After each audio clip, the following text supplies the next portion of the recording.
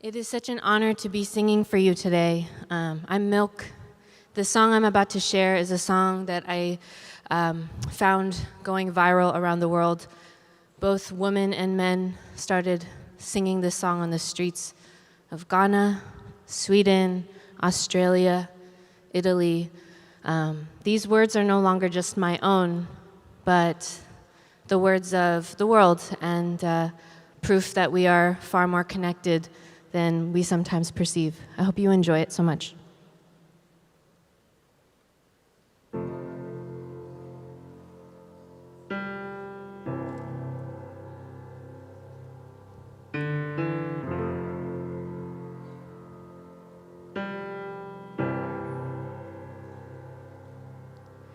Put on your face, know your place.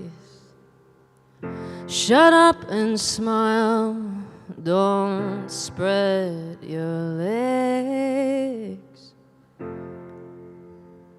I could do that, but no one knows me, no one ever will. If I don't say something, if I just lie still, would I be that monster, scare them all away? If I let them hear what I have to say, I can't keep quiet, no, I can't keep quiet, no, a one-woman riot, I can't keep quiet for anyone, no, not anymore, 'cause no one knows me, no one ever will. If I don't say something, take that dry blue pill, they may see that monster, they may run away, but I have to do this. I can't keep quiet, no, I can't keep quiet, no, a one-woman riot, I can't keep quiet.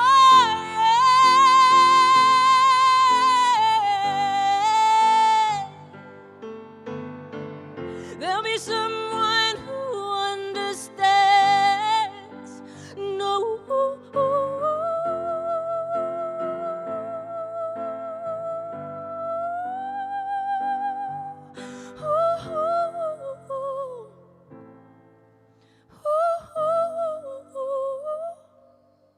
No, I can't keep quiet, no, I can't keep quiet, no, I can't keep quiet,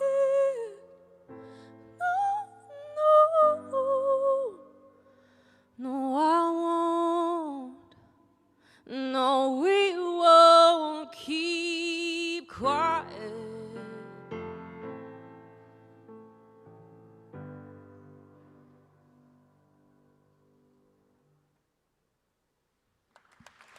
Thank you so much. Thank you.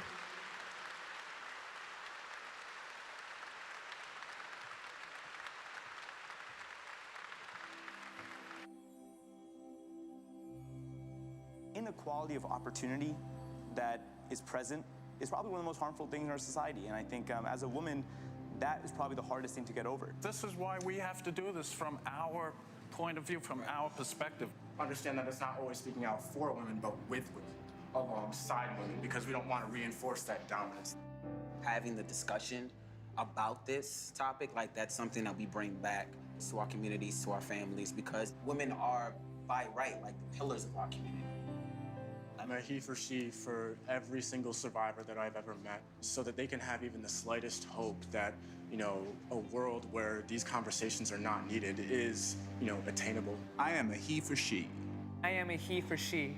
We are HeForShe.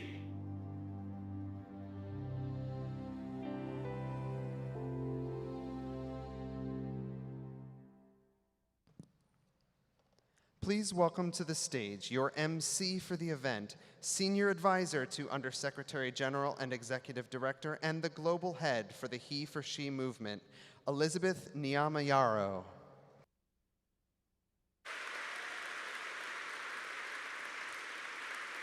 Thank you, Milk, for such a powerful performance.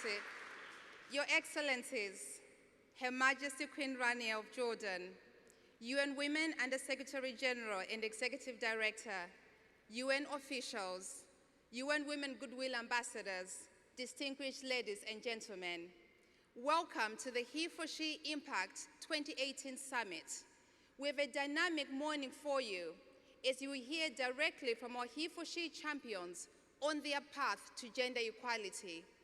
But who are they and what is their role? HeForShe champions are world leaders. They are global CEOs and university presidents. They lead global public international institutions. And they've defined groundbreaking commitments to drive for parity on critical and pressing issues of gender inequality. And they've committed to doing this and achieving this by 2020. These champions have agreed to the highest level of transparency, releasing their gender data publicly for the whole world to see, and reporting against their HeForShe commitments. Today, they will share with you their concrete results and the impact that they've created in the last 12 months. To get us started, it is an absolute honor to welcome to the stage HeForShe Impact Champion and President of Finland, His Excellency Sauli Niinisto. Your Excellency, you have the floor.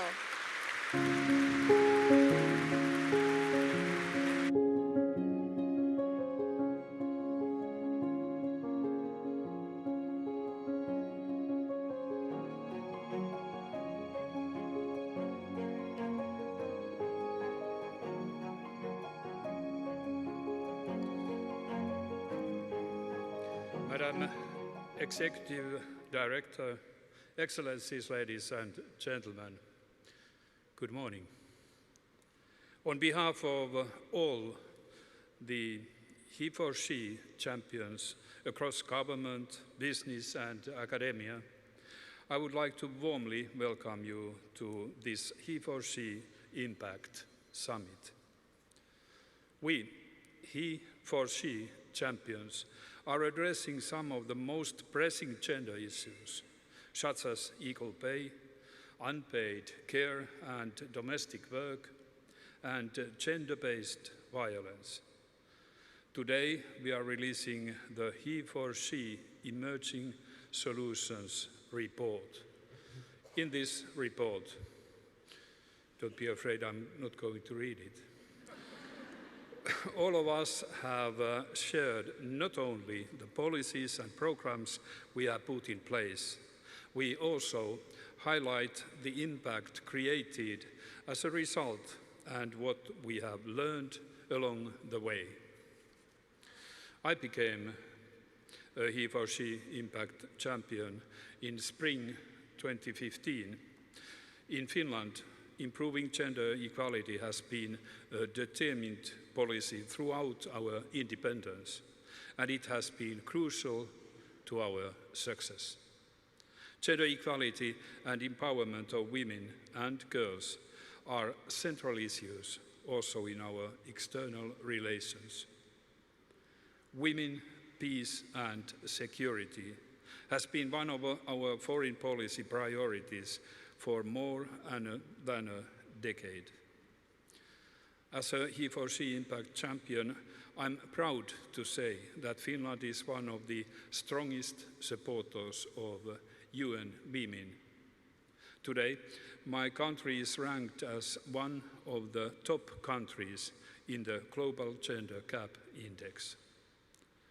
Still, a lot of work remains to be done also in Finland. That's why, as one of my 3 HeForShe Impact commitments, I have committed to decreasing violence against women in Finland by 5% by 2020. To begin to address this, we are focusing on the conscripts in the Finnish Defence Forces, the majority of whom are young men.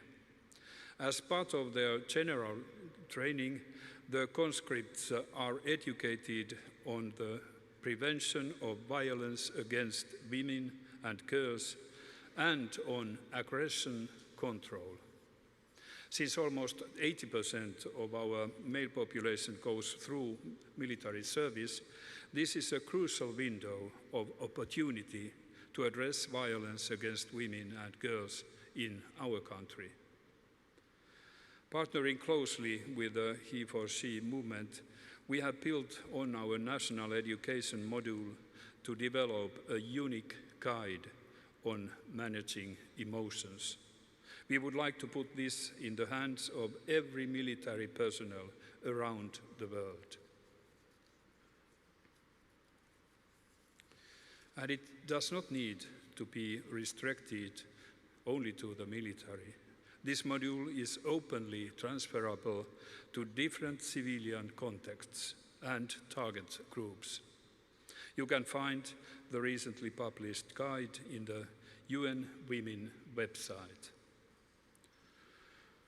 I'm only highlighting one practice, but there are many more, as my fellow HeForShe champions very well know, and as the report will tell you. Our hope is that all of you and everyone beyond this room makes these practices our own. These are only the first steps of a long journey, but we are already seeing that change is happening. Equality isn't only about enhancing the lives of women and girls. It's about enhancing stability, security, and peace. It's about making this a better world for all of us. I am HeForShe, we are HeForShe, and we hope that you will join us along the way so that we can all do our part in creating a gender-equal world. Thank you.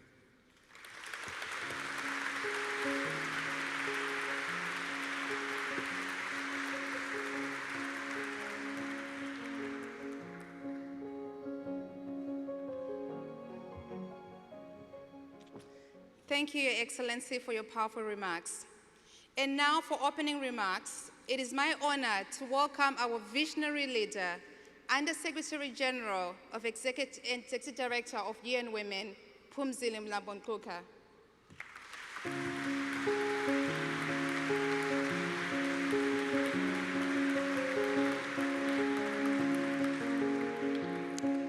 Thank you very much, Elizabeth.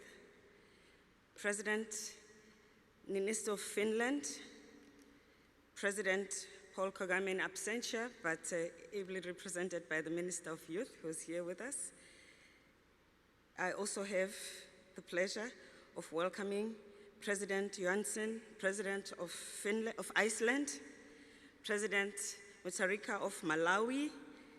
I also have Her Majesty Queen Raina, Kingdom of Jordan, also here with us. And of course, someone you'll hear from later, our Goodwill Ambassador, Anne Hathaway. We also have in the room our HeForShe champions from universities and private sector, and again, you'll have the pleasure of hearing from them here. I also want to recognize our Goodwill Ambassador for Africa, Jaha Duhari, who's also a Nobel Prize nominee. How cool is that? Ladies and gentlemen, champions of all sorts, of all shapes, of all sizes, from everywhere. Thank you for being here and for doing what you do. Welcome. And before I get into my remarks, we have a statement from President Kagame, which will be brief and short, and I'll step aside so that you can receive the message. Good morning. For the last 3 years, Rwanda has been fully engaged in the HeForShe campaign as part of our long-standing commitment to gender equality, women's empowerment, equal rights, and opportunity for all. An important aspect of this work is bridging the gender digital divide. Today, more Rwandan girls are pursuing science and engineering courses than ever before. An ICT tax exemption has more than doubled the number of women owning mobile phones and using mobile financial services. Rwanda's technical vocational education and training program aims to create critical mass of young people with the skills and knowledge required for today's job market. We are addressing the low enrollment of girls, social networking, and working with industry to make sure new graduates are ready for the job. Finally, any effort to promote participation of girls and women in public life must be accompanied by zero tolerance for gender-based violence. Political and legal action is needed to ensure that perpetrators and those who cover for them are held accountable. Rwanda has invested in 44 Isanje one-stop centers throughout the country. A collaboration between government, including the national police, as well as development partners and civil society. These centers provide holistic support to victims of gender-based violence and their families while working to prevent future abuses. Gender equality is at the core of the African Union's Agenda 2063, which sets out the vision for our continent's future. Rwanda is pleased to be part of the HeForShe campaign. We are committed to taking bold steps together with UN Women and our partners to ensure that no one is left behind in the journey to gender equality. Thank you, and best wishes for a productive summit.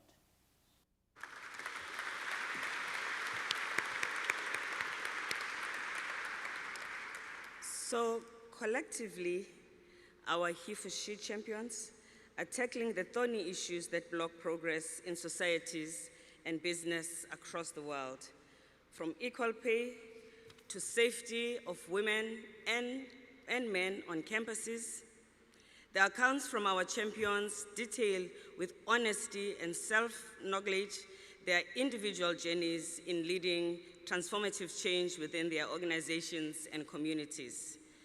This year marks the midpoint to 2020, which will be the critical point when everything that we are doing here should have been scaled. As we launch this year's Emerging Solutions report, I want to reflect on the gains made so far, but also underline the fact that we have a long way to go, a mountain to climb. But together, we should be able to climb the mountain. As this growing group of leaders make their own organizations and communities more equal, they are also contributing to the progress of others and building the movement. So here are some of the key selected results from our impact champions. For instance, on the issue of closing the gender pay gap, money is good for women people. We have to close this gender pay gap.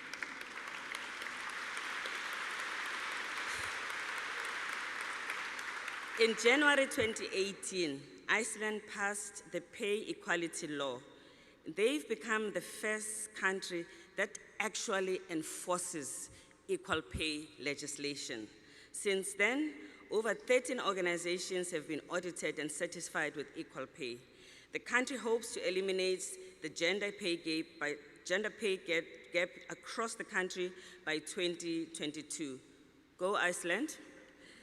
The University of Waterloo has now closed its gender pay gap. When we started, we did not think they were going to make it. So thank you, Waterloo. Accor Hotel, a global company with over 250,000 employees working across 4,500 hotels in 100 countries, is on its way to achieving equal pay by 2020. And all of them are documenting their experiences for sharing. They have reduced the gender pay gap from 12% to 4% since becoming a HeForShe champion. Thank you, Accor. Schneider Electric, a green energy company with more than 144,000 employees in over 100 countries, has now successfully completed an in-depth equal pay review for 89% of its workforce, moving just 15 and making sure that they've moved from where they were in 2015, which was only 15%. Nagoya University in Japan, which committed to building the largest center for gender equality for scholars, has actually completed the center. They have a research library that holds over 10,000 books on gender equality. I hope it's not only in Japanese, the books. We're looking forward to visiting the center as scholars and activists.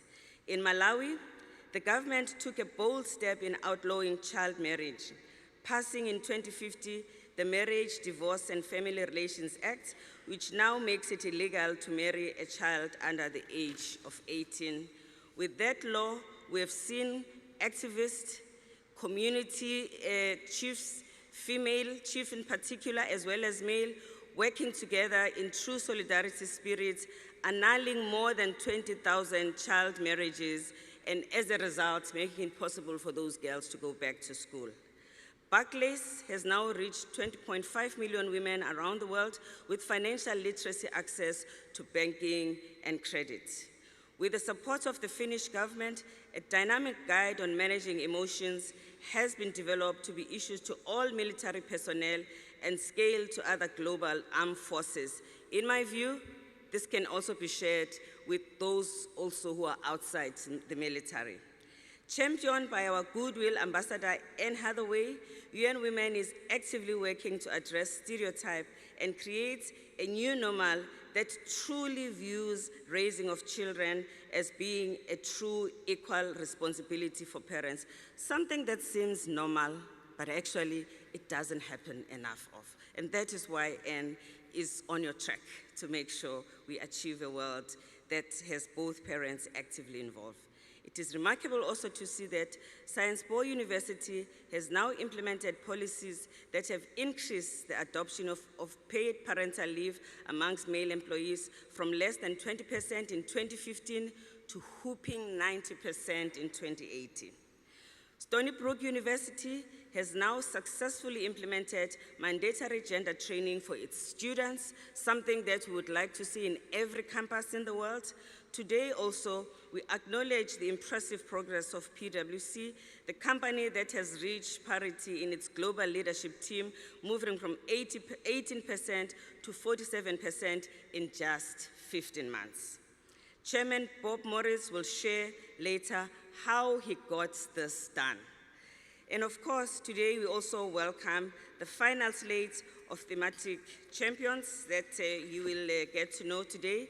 They are CEO of BNP Paribas, who is here with us, Jean-Laurent Bonafé, CEO of Endeavor, Ari Emmanuel, Secretary General of the World Organization of the Scout Movement, Ahmed Ahmedawi, who is not a stranger to many of us here, and of course, the CEO of Standard Bank, South Africa, my country is also showing up, Lungisa Fuzile.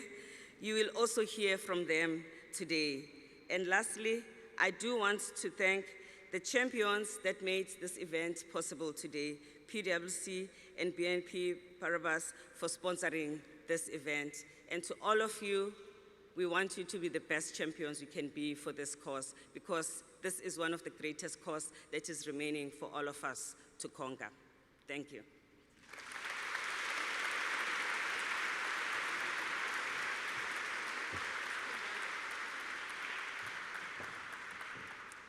Ladies and gentlemen, I now have a pleasure of presenting to you someone very special in the work that we do, Her Majesty Queen Rania, who also has a very strong and important message to share with all of us.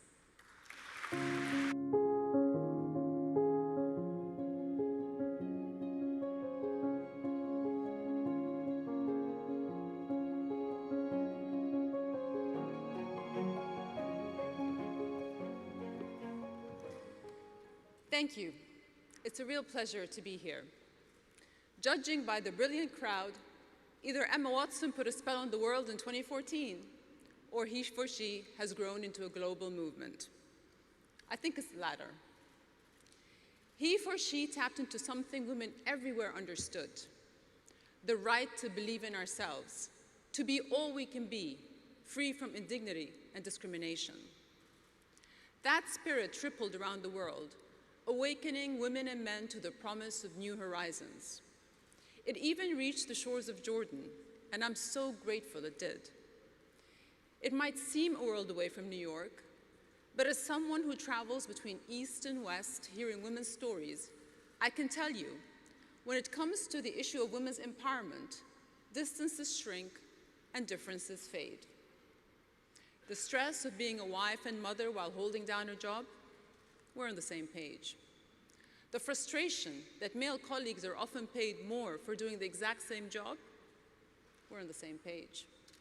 The disbelief that we must work twice as hard to get half the recognition, we're with you, step by step, HeForShe.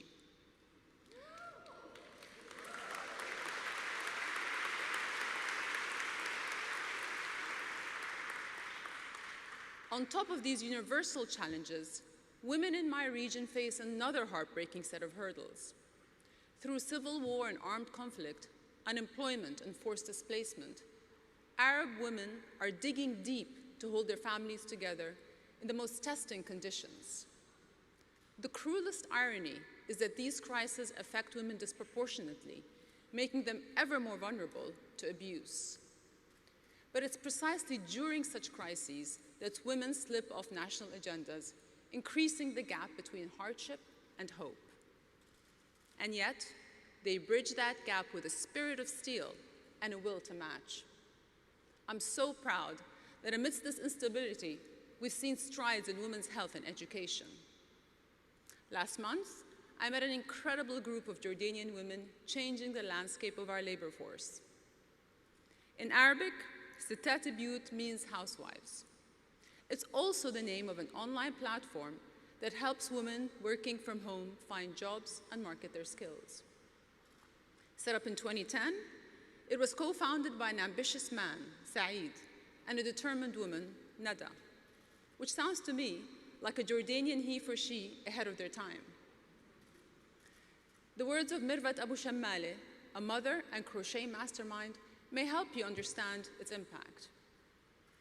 Empowerment is contagious, she told me. When others see you, they follow your steps. Now, all women in my neighborhood want to do what I'm doing. I feel like a leader.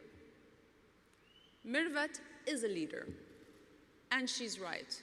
Empowerment is contagious. I see it lighting up the faces of our youngest girls. It's what I call the reverse domino effect. Lift up one woman, and she'll lift up others, who lift up more. But for all those standing, many more are not yet on their feet. There's a reason our region came last in the World Economic Forum's recent gender gap report. So, I want to urge you, reach over borders and boundaries. Pull up women weighed down by hurdles you'll never know. Light up the Arab chapter of HeForShe. Because when everyone is for she, we're greater than the sum of our parts. That's not magic. That's a movement, and it's unstoppable. Thank you all.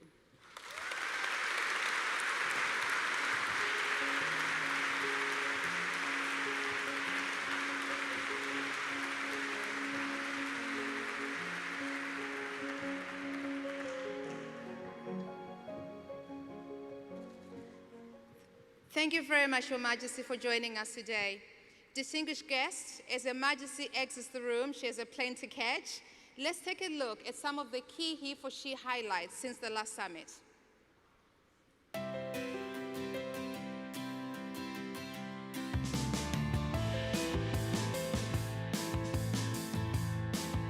We should all be treated the same because we really are the same.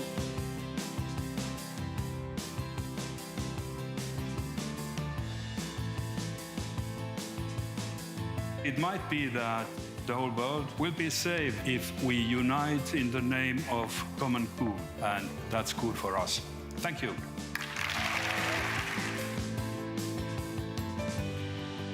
I commit to joining global efforts to ending sexual harassment. With being bystanders too long. We need to stand up, we need to speak out.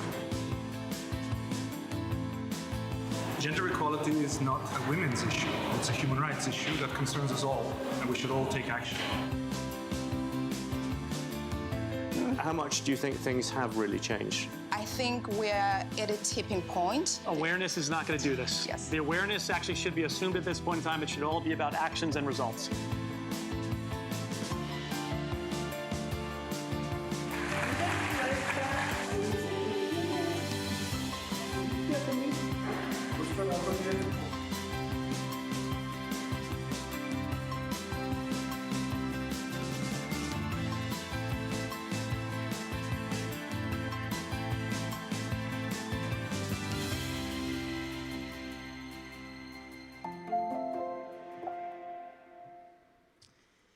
I'm now pleased to welcome to the stage the latest HeForShe thematic champion and title sponsor for this event, CEO of BNP Paribas, Jean-Laurent Bonnafé.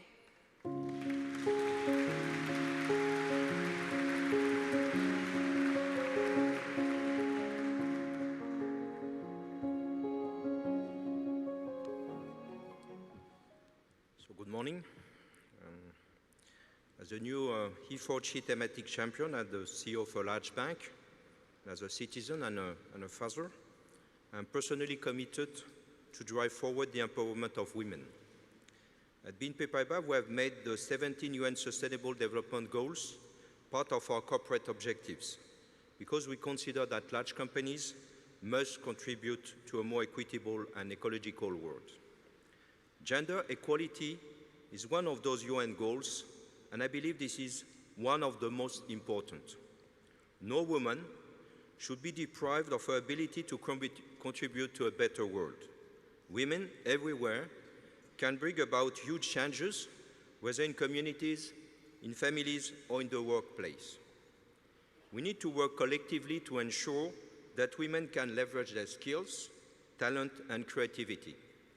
This is an essential condition to accelerate economic development, of course, for all, and contribute to a better future. In business, you need everyone, men and women, to work to the best of their abilities. You simply cannot solve today's challenges if only 50% of our people don't fulfill their potential. This is my personal responsibility as a business leader to help women and men choose a career that is not determined in advance by their gender, and also build firmly that the more our people reflect the communities we serve, the better we will know and understand our customers. Gender equality is at the heart of BNP Paribas company's engagement strategy. The management team at BNP Paribas is now fully committed to fighting gender bias, and it's still a long journey. At BNP, we are more than 200,000 altogether. Around 53% of our staff are women, and in terms of our top 300,000 senior management positions, only 27% are held by women. But it's a lot more than in 2005, where we were below 10%. So we moved from 10% to 27%. And of course, there is a lot to come. In our company, people, managers, are now used to recognize leadership talent, regardless of gender.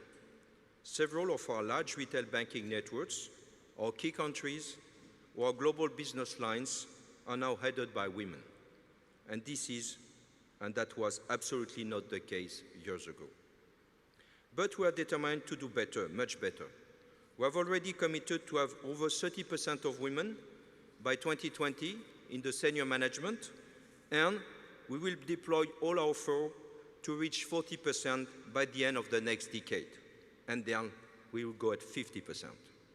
Women already make up 39% of the Young Talent Development Program, so this is very promising, and it shows that those objectives are credible. Last week, for example, we signed a new global workplace agreement. It lays down common rules that will benefit all 200,000 of our employees around the world. Equal opportunity, equal treatment, equal pay. This is now ensuring throughout the organization with high standards. This agreement will, for instance, increase the length of maternity leave in 30 countries where we are active. We're also looking at parts of the company that have marked gender imbalances. We identified two. Global markets is one, with mostly male employees, and our human resources department, which is mostly female. For both of them, we made recently special strong commitments, and will solve the situation. As a large international bank, BNP Paribas can contribute to a better work by taking HR decisions that push the boundaries, but we can also have a strong influence through our business decisions. We run several programs across the world to help fund sustainable growth in developing countries through coalitions with governments, NGOs, and social businesses. With UN Women, we have decided to launch a program that will train 30,000 women entrepreneurs in sustainable development and renewable energies all over the world. I'm proud to stand with all of you today in this room and to contribute to UN Women's effort for women's empowerment, and to stand with the BNP Paribas teams at the forefront of the battle for the gender equality.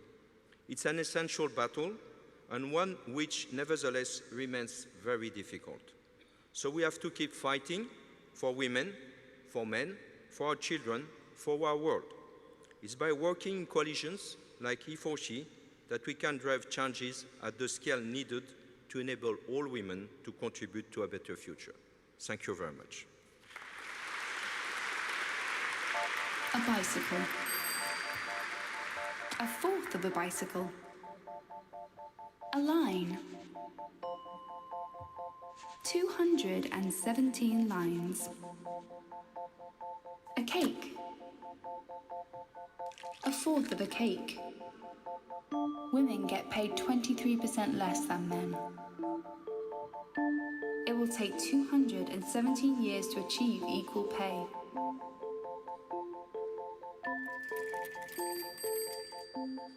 It takes all of us to move things forward.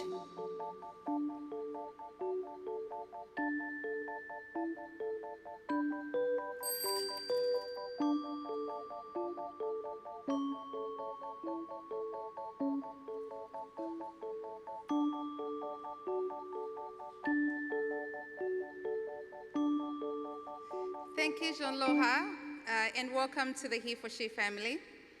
Earlier this week, we turned off half the lights of the Empire State Building and other iconic buildings around the world to show how inequality means a loss of power for all of us. Even today, one of the places where we are still seeing the loss of power is in the workplace. We know from research from our HeForShe champion McKinsey that if we close the gender gap in the economy, this would be an opportunity for global GDP of $12 trillion. That's a lot of money. Beyond the economic impact, HeForShe is also an accelerator for the United Nations Sustainable Development Goals. Our HeForShe champions are not only working on SDG 5, but they are also working to create greater impact on the other overall Agenda 2030. Our spotlight is on Iceland. As you've heard before, Iceland is on a crusade to end gender inequality and in particular close the gender pay gap by 2020. It is now a distinct honor to welcome to the stage HeForShe champion and President of Iceland, His Excellency Gundu Johannesson. Your Excellency, you have the floor.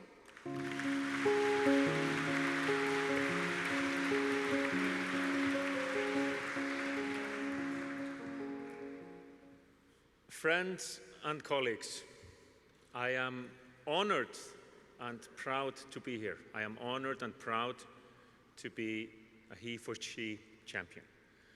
But it's more than that. It's my duty. Some 70 years ago, the principle of equality was enshrined in the United Nations Charter. There were 160 signatories. Guess how many were women? 4. 4 out of 160.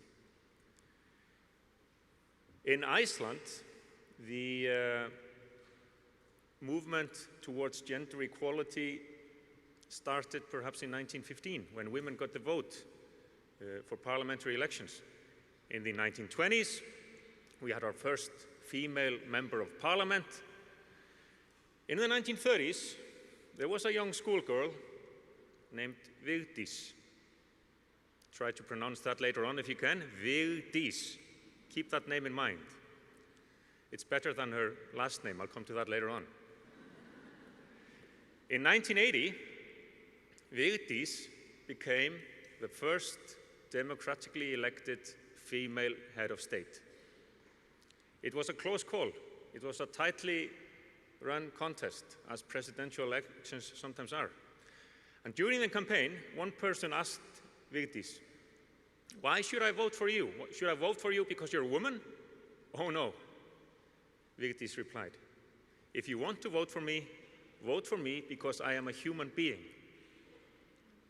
So Vigdís Finnbogadóttir became the president of Iceland, and I am so proud to be able to follow in her footsteps. But it is my duty as well to do what I can to enhance further gender equality. We have made positive steps in Iceland. We have enjoyed affordable childcare. We have parental leave for both men and women. I can tell you a thing or two about that. I've used it 5 times myself. We have for more than 50 years. Yeah, no worries. We have for more than 50 years.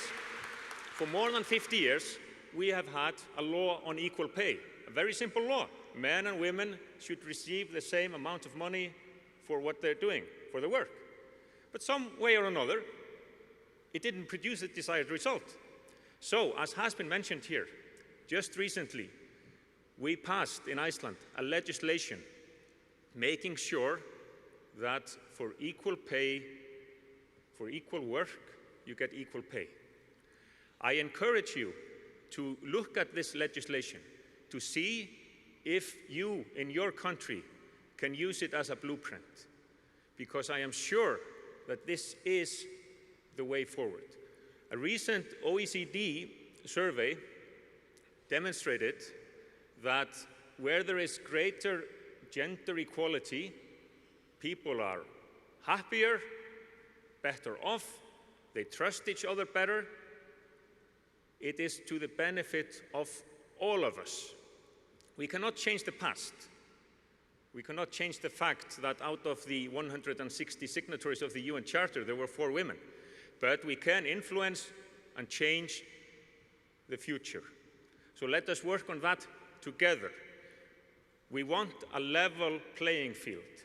I want my daughters, my 2 daughters, to enjoy the same rights as my 3 sons.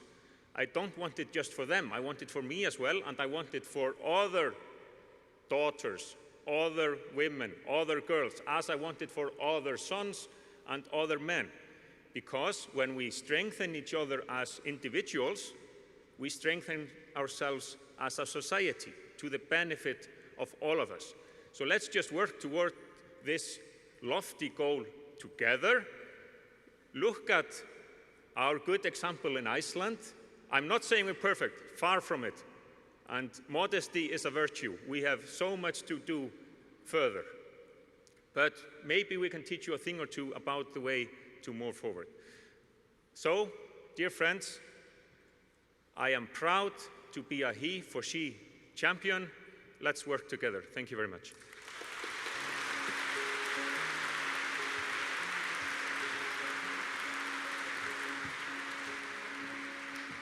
Thank you, Your Excellency. I think we should just all move to Iceland. Thank you. Although we know that investing in women's economic empowerment sets a direct path towards gender equality, according to the World Economic Forum, it is now going to take us another 217 years to close that gender gap. Our HeForShe champions are not willing to wait that long. So let's hear what they are doing to change that.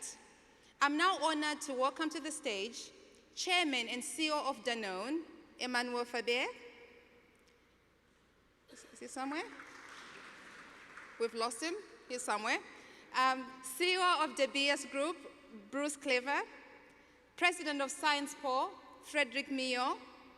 And President and Vice Chancellor at the University of Waterloo, Feridun Hamdullah. And the Global Managing Partner of McKinsey, Kevin Schneider. And to join me in moderating this panel, I am delighted to welcome to the stage our UN Women Global Goodwill Ambassador, Ms. Anne Hathaway.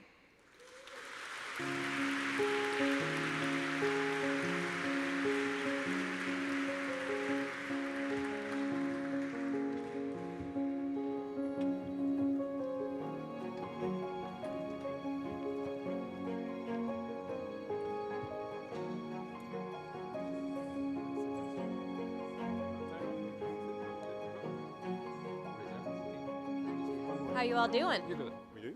I think we do. That well. Thank you so much, Elizabeth. Before we begin, I'd just like, because I see a few cell phones being pulled out right now. No. I'm not chastising you to put them away.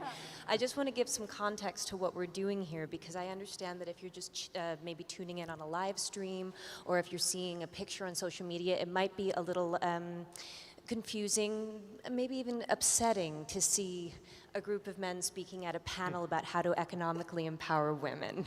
So I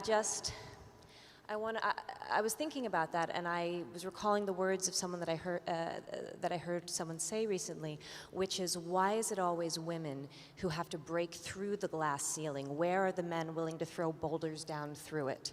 They're right here. These are the guys. So while we all know that we're doing everything we can to break through the glass ceiling, these are the men trying to break it down. It's an honor to be up here with you today. Thank you so much. So, let's begin with Bruce. At De Beers, your HeForShe commitment is to reach parity in senior appointments by 2020. So obviously this isn't just about numbers, it's about creating an inclusive culture. So what is De Beers doing to make sure that your culture matches those numbers so that women can stay and thrive?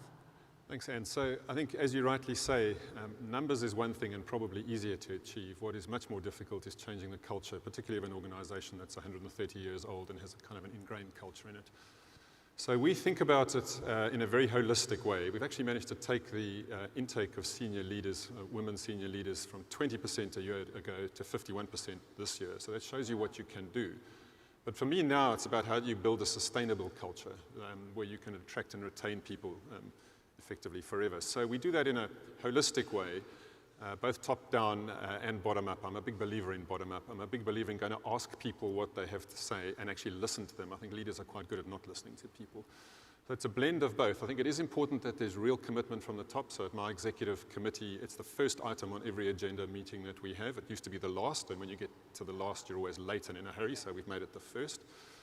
We've done all kinds of things like ask the whole of the leadership to go through unconscious bias training, because we all have unconscious bias, men and women. We've got reciprocal mentoring arrangements where we have all of the executive committee paired up with a woman who is from a different part of the world, a different culture, and a different part of the business, who are true mentors of each other. This is not a kind of a mentor-mentee arrangement. But I think, to me, two of the really critical pieces are we have a series of leadership principles at De Beers, which are very simple, very powerful statements that we ask people to think about as they go about their day-to-day jobs. There's 6 of them, but 2 are really powerful. One we call engage diverse views, and the other one listen to understand. And I've actually learned more just shutting up and listening to people than almost any other part of this. And I think the other part that is tremendously important to us is to create safe spaces for people to talk up, to come together and talk up. We started just with women's groups. We've now got quite a lot of men-only groups, and there's some men who find this a little bit uncomfortable, so we need to hear from them. We need to bring them along on the journey with us. So to me, there's no one-size-fits-all solution. It's really important that the culture is there and that people see that the leadership believe in it, but they also see tangible results, and there are tangible results developing across the group. Wonderful.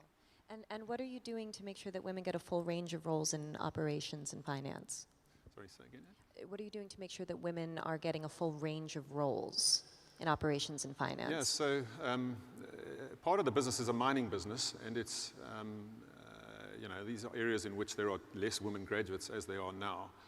For us, it's therefore really important to create the kind of culture that we can go out and capture effectively as many of those graduates as we can. But we're also investing a lot of money in STEM education, in fact, with some of the champions here, Waterloo and places like that in Canada, and we invest an enormous amount in communities and female micro-entrepreneurs around our mines. Finance in cities like London, I've got a very strong set of rules where we have no recruiting unless amongst the short list of interviewees you have a woman, and we have no recruiting unless amongst the recruiting panel is a woman, and that's across all disciplines, engineering, anything. So we are really going about it systematically from end to end across the group, mining, exploration, all the way to retail to try and change this. But as you rightly say, it's about building a culture where people believe they're free to speak up and that they'll be heard if they speak up. Picking up on what you said about safe spaces, I understand that recently De Beers created breastfeeding rooms outside of the mines, so that way employees who work in the female employees who work in the mines have access to breastfeeding. Is that true? Yeah, that's a great example of actually some of the progress. So at one of our mines, Venetia mine in Limpopo province, which is in the northern part of South Africa in a very poor area, not because of anything other than that we'd created the conditions for people to feel free to talk up. After we'd launched this, a women's group formed. And one of the first things they did was go to the general manager of the mine and ask for a specific, safe, comfortable breastfeeding room. Now, you might think that's a bit obvious, but actually in some of these mines in the distant parts of the world, it's not all that obvious. And for them, it's a very courageous thing to do because a mine manager is traditionally a male, is traditionally someone who's focused on results and nothing else. And I think the really pleasing thing for me is that the culture has changed to the point where women were able to have this conversation. The mine manager actually was enthusiastic about it. Not only is it in Venetia now, we've taken it all over the rest of the group. And I think to what Queen Rania said earlier, empowerment is contagious. To me, this is a small thing, but I'm really looking forward to seeing more of these initiatives as women become more and more comfortable speaking up in mines and places like that. So to me, this is a sort of a tip of the iceberg. But hopefully by next year, we'll have much better stories to tell like that. And are there breastfeeding rooms in the corporate offices as well? There are. Fantastic. Of course there are, and we are enhancing them as we move to another office in the near future. Wonderful. Good answer.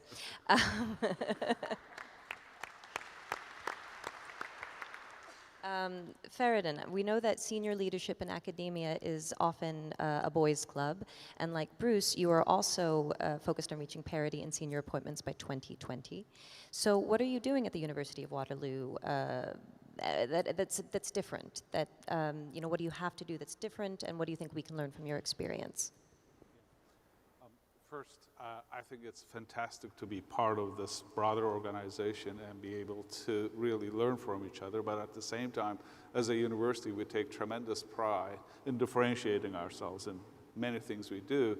And this was something that we thought, while we will be part of this broad global organization, at the same time, we needed to do things that were different. To start that, started with acknowledgement and recognition that the issue that we were at hand was required social change, cultural change.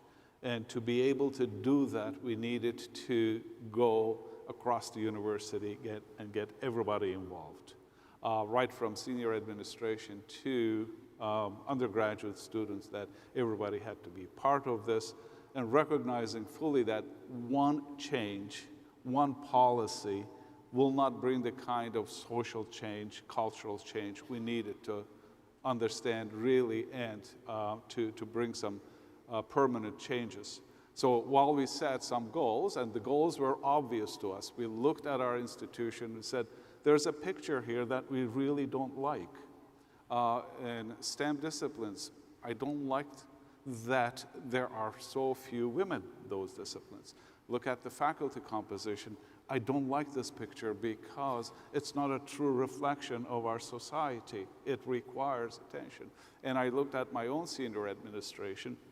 That was a picture, again, that was not a very nice picture. So while we set purposely numerical goals to be met by a certain year, 2020, we also looked at many other things, going from a pay equity. It was mentioned several times, but for us, it was mind-boggling because there was absolutely no need for this pay inequity to be in place. This is an academic organization, professor teaching the same thing, doing research in the same area. Why was there a pay gap? Then for us to say, well, there shall not be a pay gap from here on, but we also needed to understand the root cause. And root cause goes to hiring practices. So we really needed to visit our hiring practices, bring conscious and unconscious bias training for every single hiring committee.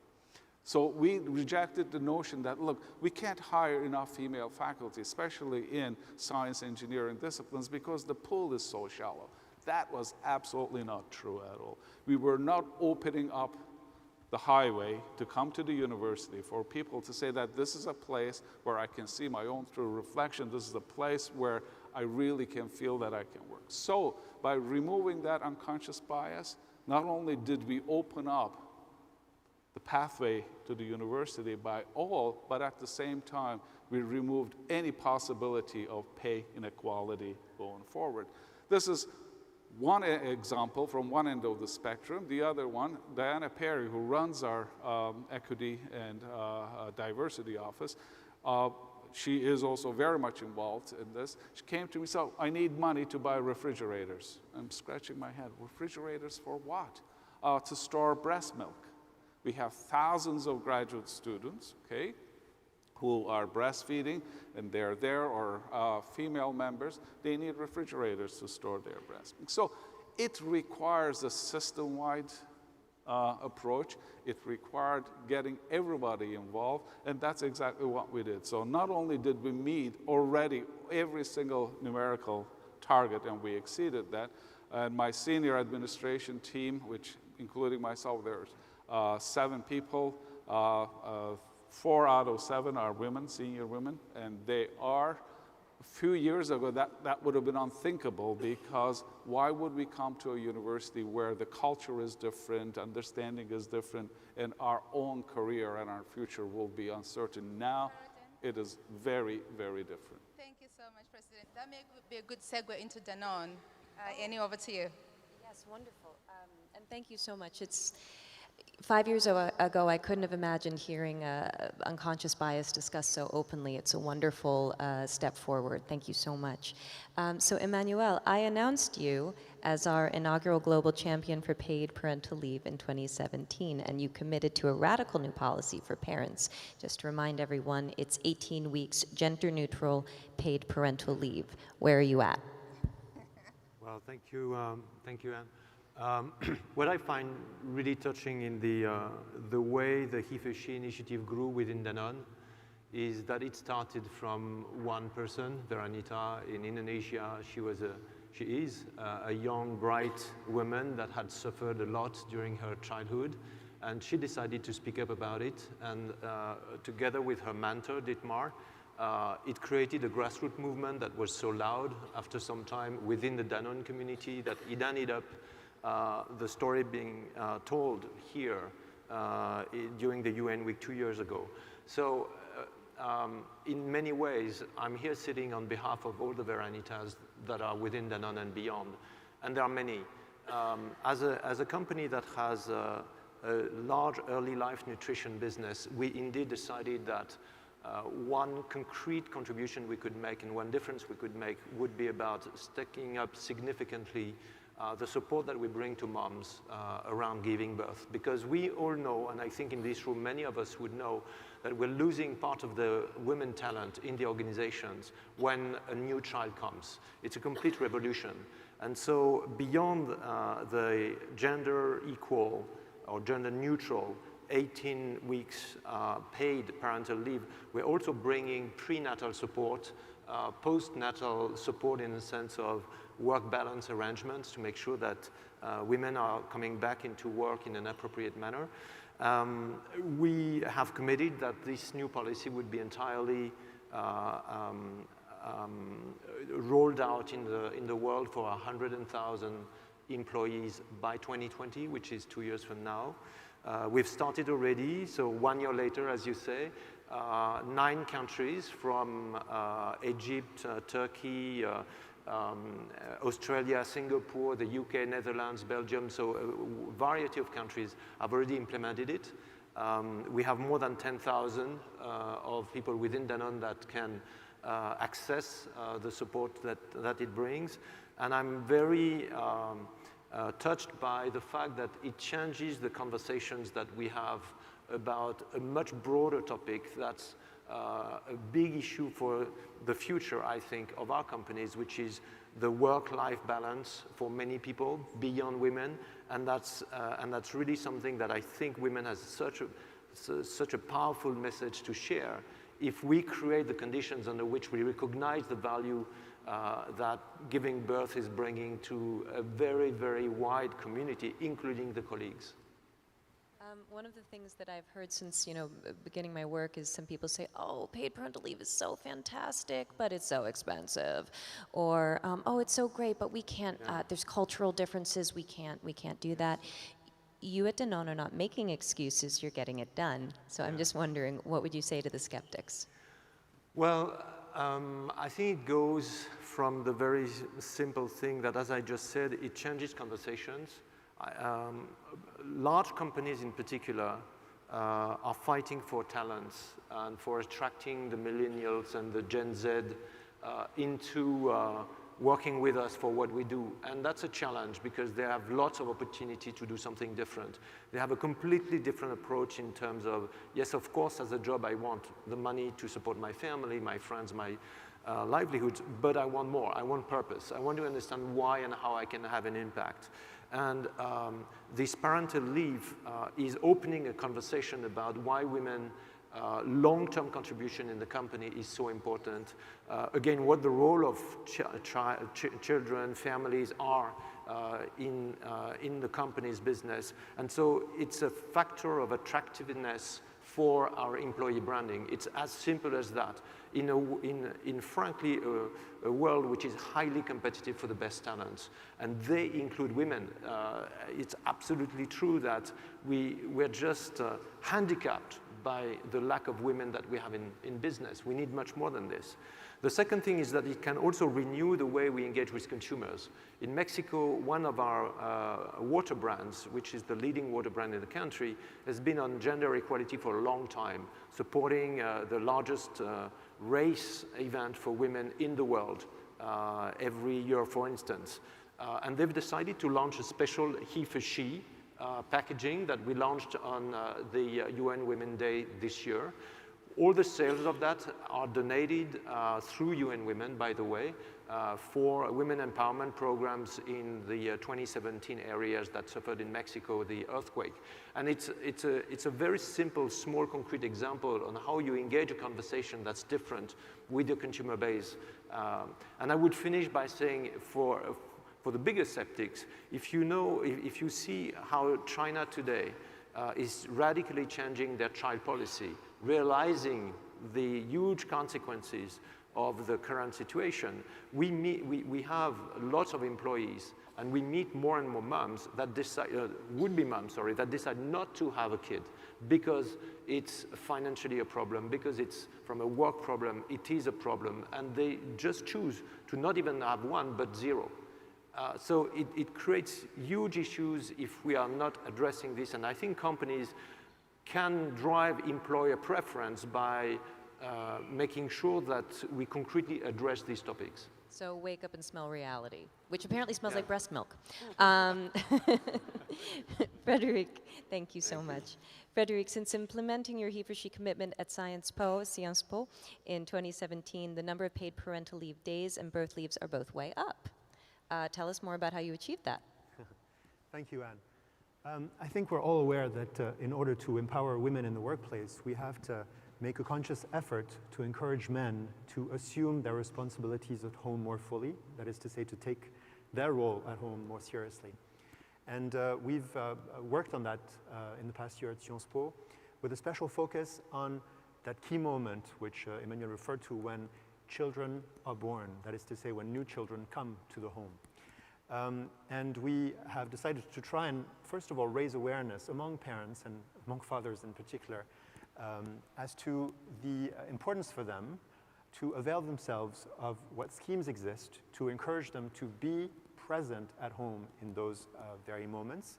And the first thing we did, which was actually quite a spectacular moment, was a day-long event at Sciences Po in which all staff were invited to come to work with their children, which was the opportunity for us to do a whole day of focus groups and conversations on the question of the balance between the work life and the family life. And the second thing we did was to, as I said, focus on the moment when children come into the family by doubling the length of the birth leave that all fathers are entitled to. It's 3 days in France, we lengthened it to 6. And more importantly, because even when those schemes exist, fathers are not necessarily inclined to use them because they realize that being at home is hard, and it is hard work. We have taken a proactive role in encouraging fathers to, among our staff, to actually do what they have to. And so our human resources people seek out those new fathers who might not be aware that there are schemes that exist to encourage them to be at home, parental leave or paternity leave as it's called in France. And one of the visible results of that was that we increased the proportion of men availing themselves of those schemes from something like 12% 2 years ago to 90%, which is, I think, a figure that was quoted on. 12 to 90%. Absolutely. But our goal is like to that. reach 100%, so we still have some work to do. Yes, we like that. We like that more. The last question we're being told to wrap up. So the last question is for Kevin. Kevin, I understand it's your first time on the panel. Me too. I know that your predecessor, Dom, when he became an impact champion, McKinsey had never released any gender data publicly. So this was a really big step for the firm. So when other companies shy away from transparency, what would you tell them? It starts with transparency because you're trying to appeal to the head, the heart, and take action. The head, we're a professional services firm, so we have many people moved by the power of an idea. When you start by saying if you're in professional services, it's professional negligence or incompetence to fail in this dimension, it changes the conversation. And I can say that because we've done the work that says if you are gender balanced, you're going to have more likelihood of profitability, about 20% ahead of those that are not. If you're gender and ethnic balanced, it's 1/3 more. And if you fail in both dimensions, you're 1/3 more likely to be a bottom performer. That sort of motivates the mind. The second part of it is the heart. For us, this is personal. For me, it's personal. For many of us, it's personal in this room. We heard that story when Emmanuel told about a colleague in his company. Well, for me, it's personal because I joined the firm the same day as my wife joined the firm. We were a buy one, get one free. We came together. And my wife... was free? Well, I was free. I was absolutely free because my wife was far more talented.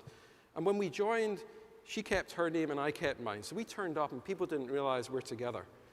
So you end up seeing things very differently. I joined in London in 1993, and I saw strange things happen. I saw the late nights when men would hit on my wife without knowing she's my wife. I saw people look at her and hand her a stack of photocopying because they assumed that was her job.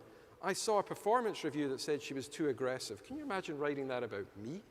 But they wrote it about her. And she's a graduate of Harvard Business School and a very proud person. And I remember when we met, she said, the one thing you need to understand is I didn't go to business school to meet you. She went to business school to have a career. So the second part of this is it's deeply personal for me because I saw what happened to her. And it's deeply personal, I'm sure, for all of us in this panel. And when you make it personal, then the actions just flow. You start to say, we're going to have a leadership team that looks more like the world. We're going to take steps to ensure that people are accountable for their actions. So if you haven't made progress, I want to know why. And we're going to steps to say, we don't rest until our intake is 51%, 49% female, because that's the way of the world. I think head, heart, make it personal. It's amazing what can happen. Thank you so much, Mackenzie. Actually, I want to share a very quick story. When we started the movement and we told people that we had signed on Mackenzie as a HeForShe champion and that they were to release their gender data, people said that would never happen. And then it did. So thank you very much, Mackenzie.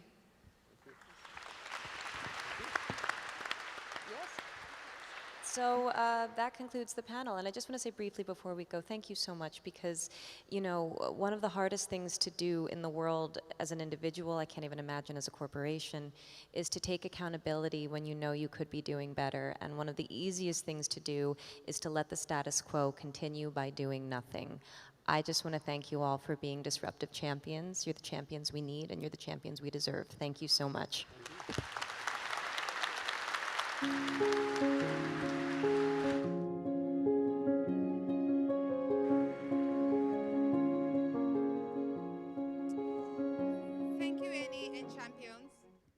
Our next spotlight is on Malawi. As you've heard before, Malawi is on a mission, a HeForShe mission, to end child marriage in the country. It is now my distinct honor to welcome to the stage His Excellency, President of Malawi, Arthur Peter Mutharika. Your Excellency, you have the floor.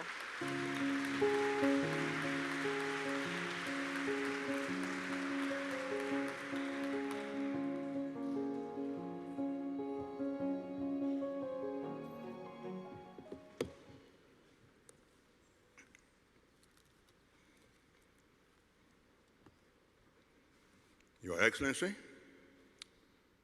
Ms. Mambo Njoka, Executive Director for UN Women, Your Majesties, Excellencies, HeForShe champions, distinguished ladies and gentlemen. Let me say, first of all, I'm very, very pleased to be with you this morning because I always look forward to attend the HeForShe meetings. Let me begin this morning by placing due emphasis on the importance and place of women. More than half the world population comprises women. In most traditional societies, women are the foundations and keepers of societies. Women are our first teachers and healers in this world. Women have always been active, productive agents in every economy, and there is no society that can make meaningful progress while marginalizing women. However, the human race has often treated women as if it is a crime to be a woman. Men have often taken authority upon themselves of inflicting pain and suffering on women for no other reason other than being a woman. This is wrong. For a long time in human history, gender differences have been used as reasons for inflicting violence on women. We still see various forms of violence being inflicted on women, in spite of our claims to be civilized in our modern times. We still see women being victimized in domestic violence. We see girls being taken out of school and being forced into painful marriages against their will. We still see innocent women and girls being subjected to mob justice. We see women and girls being trafficked around the world for unholy businesses. Unfortunately, poverty is a human condition that makes women more vulnerable to violence. The worst victims of poverty are women. Women who are caught up in poverty are often less empowered protect themselves from gender-based violence. Poor education is another factor that makes women more vulnerable. Then we have other factors that encourage gender-based violence, such as 1, cultural norms, 2, legal systems, 3, religion, and others. Therefore, the fight against gender-based violence must always take an integrated approach. The first thing we need to do is to create an appropriate legal framework where women are protected by law, and the laws must be enforced. But legal frameworks only work within a culture that is perceptive to legal prescriptions. This means we must always endeavor to work with local leaders who are custodians of culture. It's not enough to have the right laws. We must also have the willingness of the people to comply with the laws against gender-based violence. We must secure the participation of local leaders and various stakeholders who influence beliefs in our social fabric. Then both men and women must be convinced that the laws against gender-based violence are in their own interest to follow. The next critical step is to empower women with education and economic resourcefulness. The empowerment of women using education especially focuses on the girl child. When it comes to education, I often think that skilled education is one of the best means of empowering women to get jobs and businesses from themselves. Skilled education can easily target the majority of society who are not able to go as far as university education. Skilled education can easily empower women with disabilities, but skilled development works best to people who are also knowledgeable. It means we must encourage every girl to access education as far as she can go. Access to education is imperative.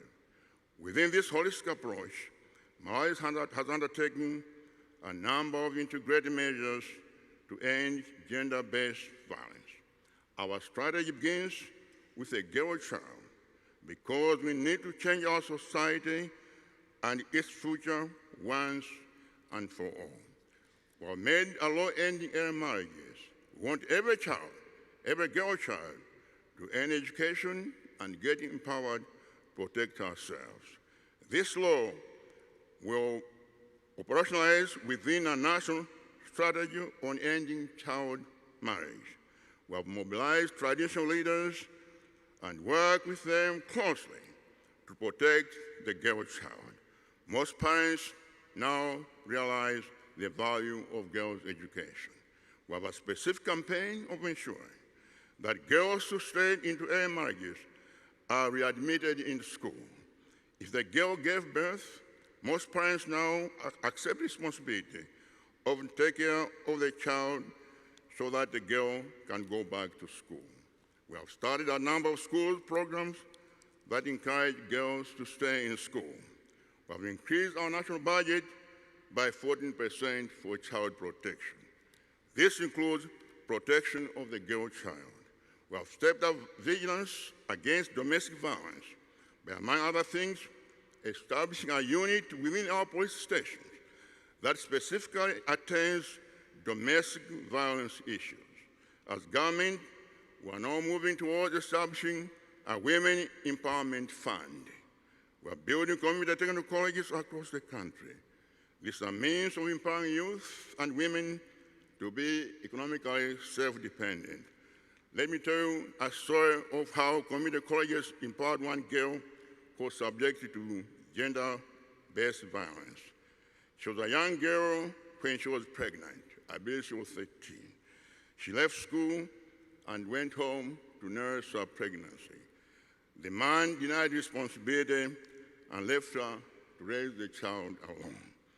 When he advertised the first intake of community technical college, she applied and enrolled.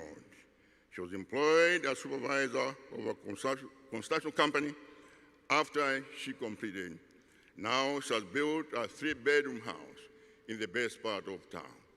One of the most amazing and moving stories through education. This is how skills education in our community, technical colleges, is serving young women. As a country, we have learned that fighting gender-based violence should be a comprehensive social program. Let us empower women and encourage them to say, nothing is to be done about me without my consent. I thank you for your attention.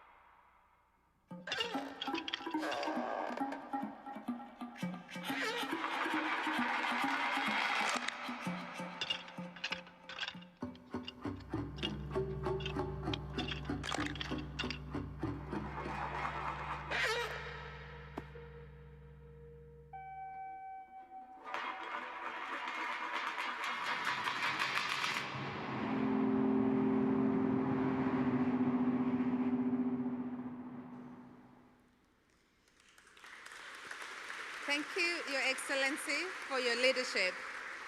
HeForShe is not only tackling the consequences of gender inequality, but proactively focusing on prevention. We are engaging youth in schools, at universities, and now in global youth organizations. Our new HeForShe thematic champion has made a bold commitment to engage all 50 million Boy Scouts in gender equality by 2020.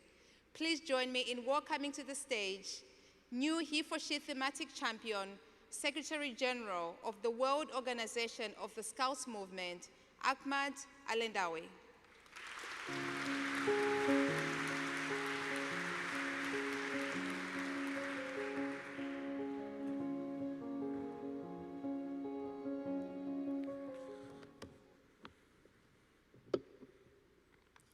Well, Excellencies, ladies and gentlemen, it's a true honor to be here at this Impact Summit, presenting the Scout movement, the world's largest and I would say oldest youth movement with over 50 million members around the world.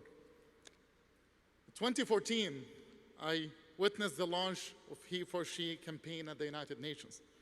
I remember my excitement at that event, and I must confess, I also remember my concern that this campaign will be just another one. I see a lot of them at the UN. One that might not grow or get the support it deserves. Today, I do feel the pride that I joined back then, and I feel even more proud and excited that I'm rejoining, not alone, but with 50 million Scouts from around the world who are pledging for gender equality by 2020.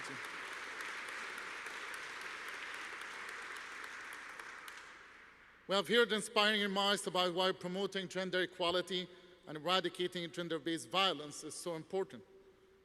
And let me follow by offering a challenge for everyone to think about our vision of a more gender-equal world, to think of a world in which everyone, especially young women and girls, have the right to attend a school and receive equality education, to walk the streets free of violence, harassment, and fear, to vote and participate as decision makers, to live and love free of stereotypes. We know that this responsibility lies not just in individuals, but with our institutions. Now, many in the audience might have been Scouts. How many of you? Well, we say, once a Scout is always a Scout. And the World Scout movement is today comprised of over 50 million Scouts around the world in 169 countries. Historically, We have not been always the most diverse, but we are changing that rapidly. I'm reaching out to more girls to achieve full gender parity. Here in the United States, what's widely known as the Boy Scouts is now for boys and girls. Today, Scouting offers young people of all genders equal opportunities to grow and develop their full potential. Our movement is open to everyone, no matter who they are or where they come from. That is why we come to pledge our support for HeForShe. Through our partnership with UN Women and HeForShe, we developed a multi-year campaign and action kits that will teach and engage our wide membership in pursuing an equitable world. Our education on gender equality aligns with our core values of diversity and inclusion, and stand our commitment to achieve the world's largest coordinated youth contributions to the SDGs by 2030. We believe that HeForShe is not just a campaign, it's the norm that should be lived in every family, circle, and workplace. Believe that HeForShe is an answer to one of the key defining challenges of our time. HeForShe, as it was said, it's a very personal cause, and it should be personal. In my case, it's my commitment to my 5 sisters who were asking me, what can we do to get more girls reach their true potential? HeForShe is about men and women working together, because together we're a winning team. We know that young people have the power and imagination to change the status quo, and the need for change has never been this urgent. We're ready to do our share, and as we say in Scouting, we promise to do our best. You can count on us. You can count on 50 million Scouts as HeForShe. Thank you.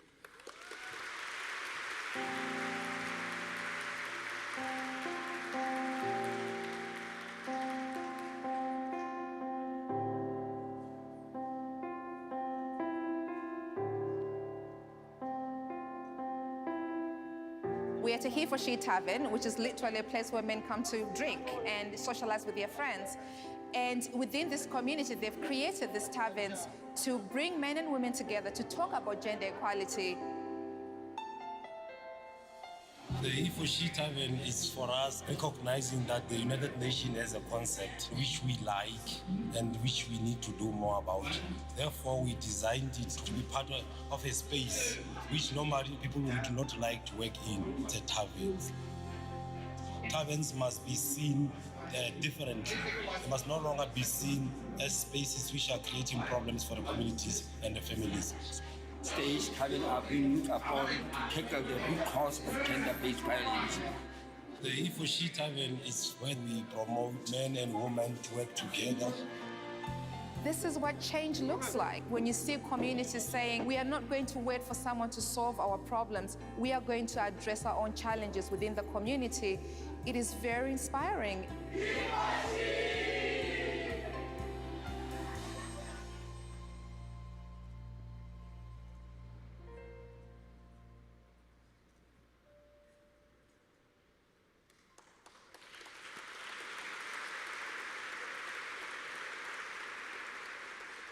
Thank you very much, Secretary General. Both the Scouts and the taverns are concrete examples of how communities are translating our HeForShe message into new cultural norms and behaviors. In this journey, we are working closely with experts in behavioral science. Please welcome our next guest speaker, esteemed behavioral scientist, Eric Singler.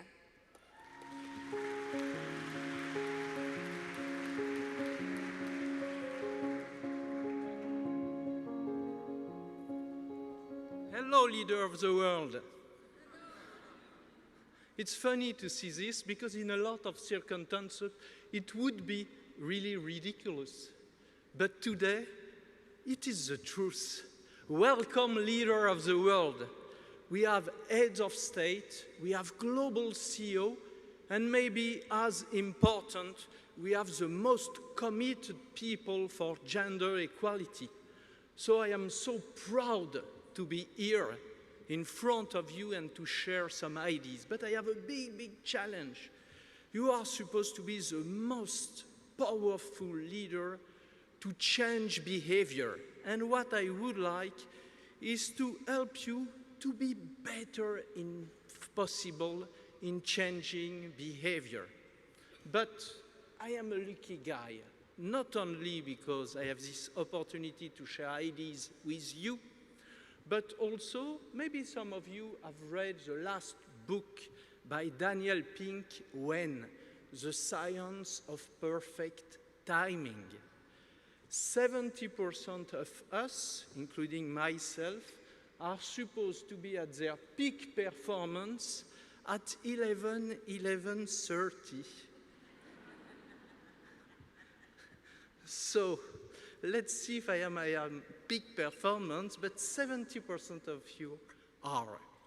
So what you just discovered with the HeForShe Tavern just now is an amazing story which demonstrates that we can be effective to change behavior with great, simple ideas and men and women working together. It is exactly what I would like to talk about today. How to be more efficient to change behavior for gender equality. Because for sure, changing minds is very important. It is critical, but it's not the final step. What we need for gender equality is changing behaviors, because all what we have to do is about parity at senior leadership, eradicating violence against women, or equal pay. And everything is not about changing minds, it is about changing behavior. And here there is a big challenge around this. And it is of this that I would like to talk about. We know from behavioral economics, the science which help us to understand how human people make decisions, what influence their behavior. We know from this science that we can be informed, we can be convinced that we should adopt a new desired behavior and not to do so. Why? Because we are not robots, we are human, with habit, with cognitive bias, with unconscious bias. So, changing behavior is not only changing the minds. So, educating is critical, but it is only a first step, and often we stop there, thinking we have done what is necessary to make people changing. To be effective at changing behavior, we must educate, but we must do more than educating to get results now. Not in 5 years, not in 10 years. We need results now and to change behavior now. The good news is, in addition to all the good news I have heard this morning with so many successful action and results, is there is a solution. There is a solution, and it is called the nudge approach. What is the nudge approach? It is grounded in more than 40 years of academic experiments, and now the principle of behavioral economics and nudge have earned Nobel Prize in economics, including one awarded just last year. The father of nudge, Richard Taylor, with his colleague Cass Sunstein, are now Nobel Prize. What we have learned from hundreds and hundreds of experiments is small action, small nudge can dramatically change behavior to get big and immediate results. Small action, but big result. Let me share just two short examples. First, you can put green footprints in the ground to indicate to people where is the nearest garbage bin. And doing this, you reduce littering in Copenhagen in an experiment by 46%. Just footprints, 46% of result. Why? Because you have made cleanliness salient and the relevant behavior easy to adopt at the moment people make the decision. A second example on gender equality. When women in an experiment were non-consciously exposed to posters of successful female leaders in a waiting room prior to giving a speech, their speech was rated better by a panel of experts and the audience. A small boost of confidence just before the speech helps them to be more successful. We call this mechanism in nudge the priming effect. We change a state of mind before doing something in order to achieve a desired behavior. Small details, big impact. It is only one of the many drivers of influence which have been identified in behavioral economics that we can use, that you can use efficiently to change behavior. What is the secret of nudge? It's far from magic. It is the opposite. It is about science applied and process. In nudge, we don't create ideas. We create ideas which activate drivers of influence we know from science are powerful to influence behavior and change behavior, like the default option, social norm, reciprocity, ego, framing. There are a lot of tools that you could activate with simple ideas and big results to encourage people to adopt a desired behavior that they would like to adopt for their benefit, the benefit of the community, or the benefit of the planet. And since 2010, behavioral insight and the nudge approach have begun to be applied to solve world problems in governments, in corporations, in NGOs, with incredible results. It works. We have started to apply it with the HeForShe Impact Lab group and some of the HeForShe champions, thanks to two amazing women, Fumzile Mlambo and Elizabeth Nyamayaro. Please, a round of applause for these two leadership women. But they need you. The world needs you to get results, to change behavior now for a more equal world for women and for all. So, I leave you with this final request. As the leader of the world, the HeForShe champion, and the most committed people to gender equality, you have a key and critical role. Please be curious and learn more about the nudge approach and behavioral economics. In addition to education, to laws, to regulations that we have to do, you will have also tremendously powerful methods and tools in your hands to achieve behavioral change that can lead just to a better world. So I like to take the same wording of my amazing President Emmanuel Macron, make our planet great again. To us, I will say very humbly, make gender equality a reality now. Thanks for your strong commitment, and remember, we will be more powerful together in changing the world, but it is starting with each of us now. Thank you.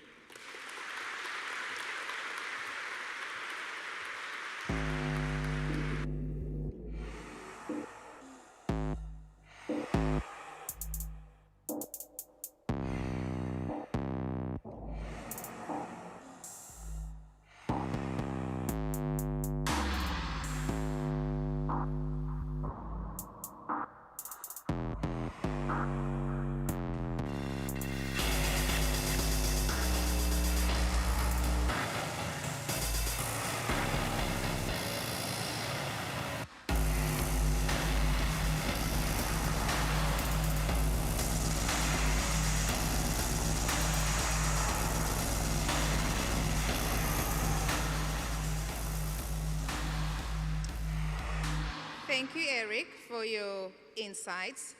Over the course of their lives, 1 in 3 women experience some form of violence. Our HeForShe champions are finding creative and innovative ways to address this. Now, I have the honor and the pleasure to welcome to stage HeForShe champions to discuss this particular topic. President of Georgetown University, Jake Digio. President of University of Sao Paulo, Vahan Agompa. Chief Constable of Sussex Police, Giles Yoke. Vice Chancellor at the University of Leicester, Paul Boyle. And President of Stony Brook, Sam Stanley. And of course, our incredible moderator, Anne Hathaway.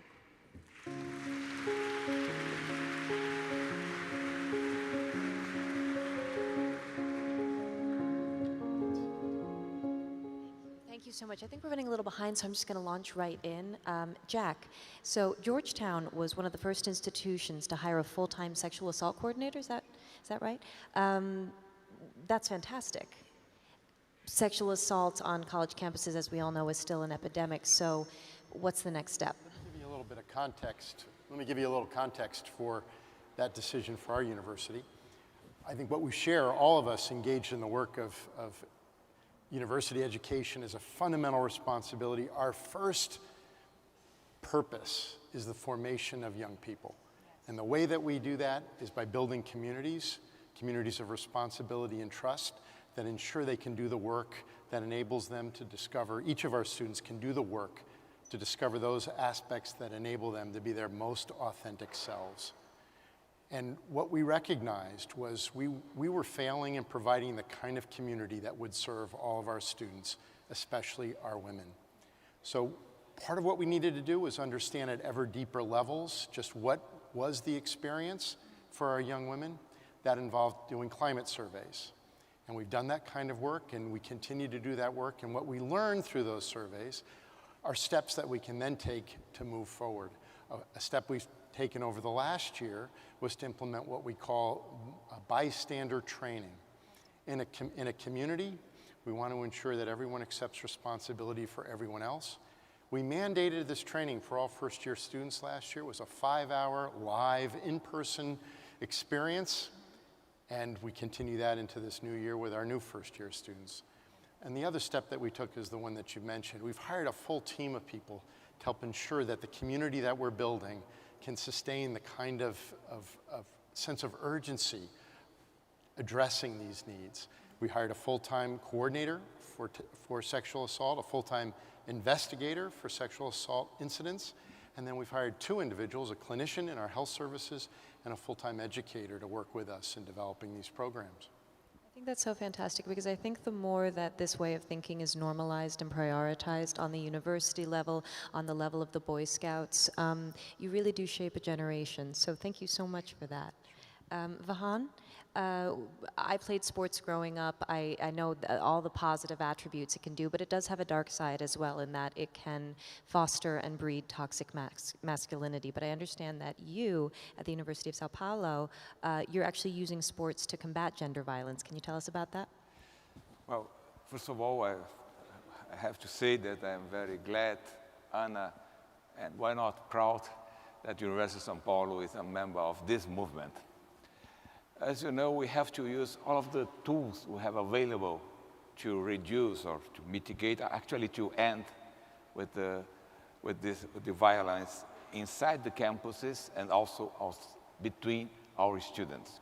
So we use, of course, the technology. We have agreement with the local security authorities. We use training, but we realize that we need to socialize our students, female and male, in a way that they can work together, they can understand and respect each other.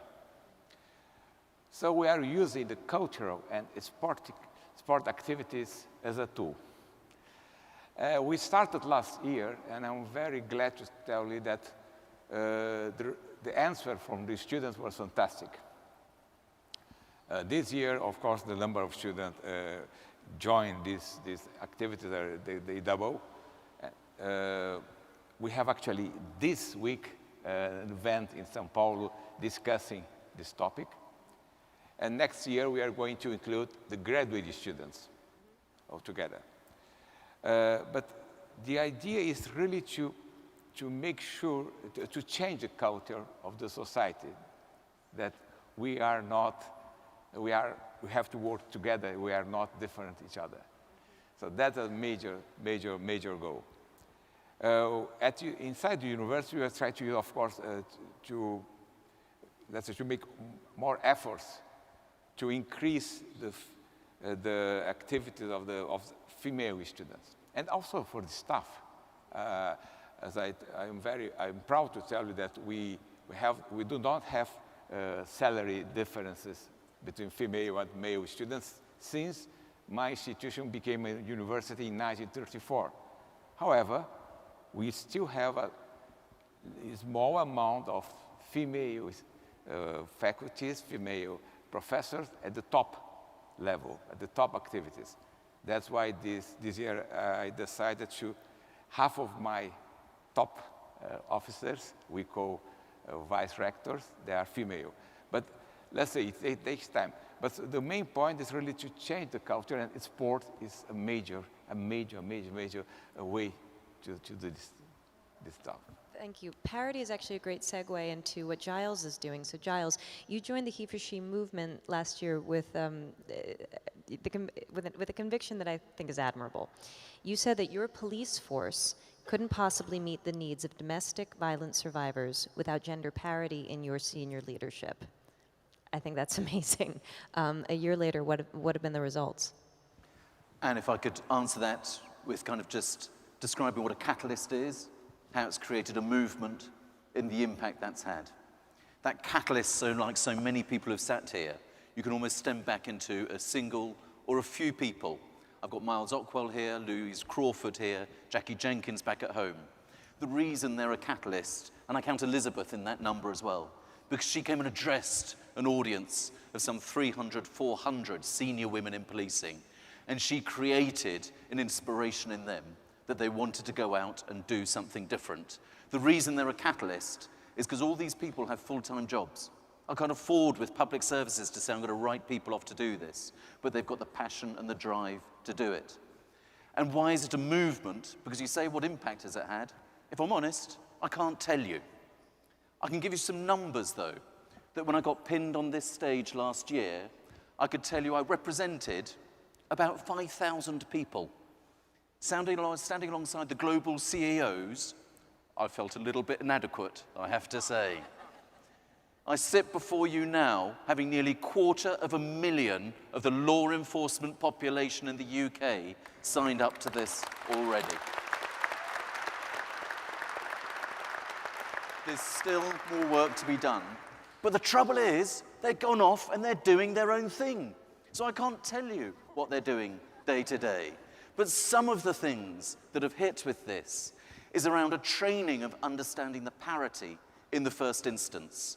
Because if we, as law enforcement, don't understand what a power imbalance means around a gender-based violence in the first instance, what hope have we ever got in order to be able to respond to it?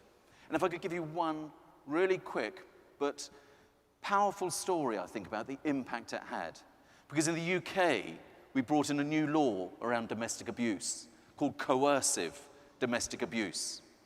It's relatively easy to see bruises, broken bones, cuts and scratches. It's much harder to see the mental abuse that people can suffer. I'm really pleased that Sussex Police was persistent beyond what the victim necessarily wanted in the first instance.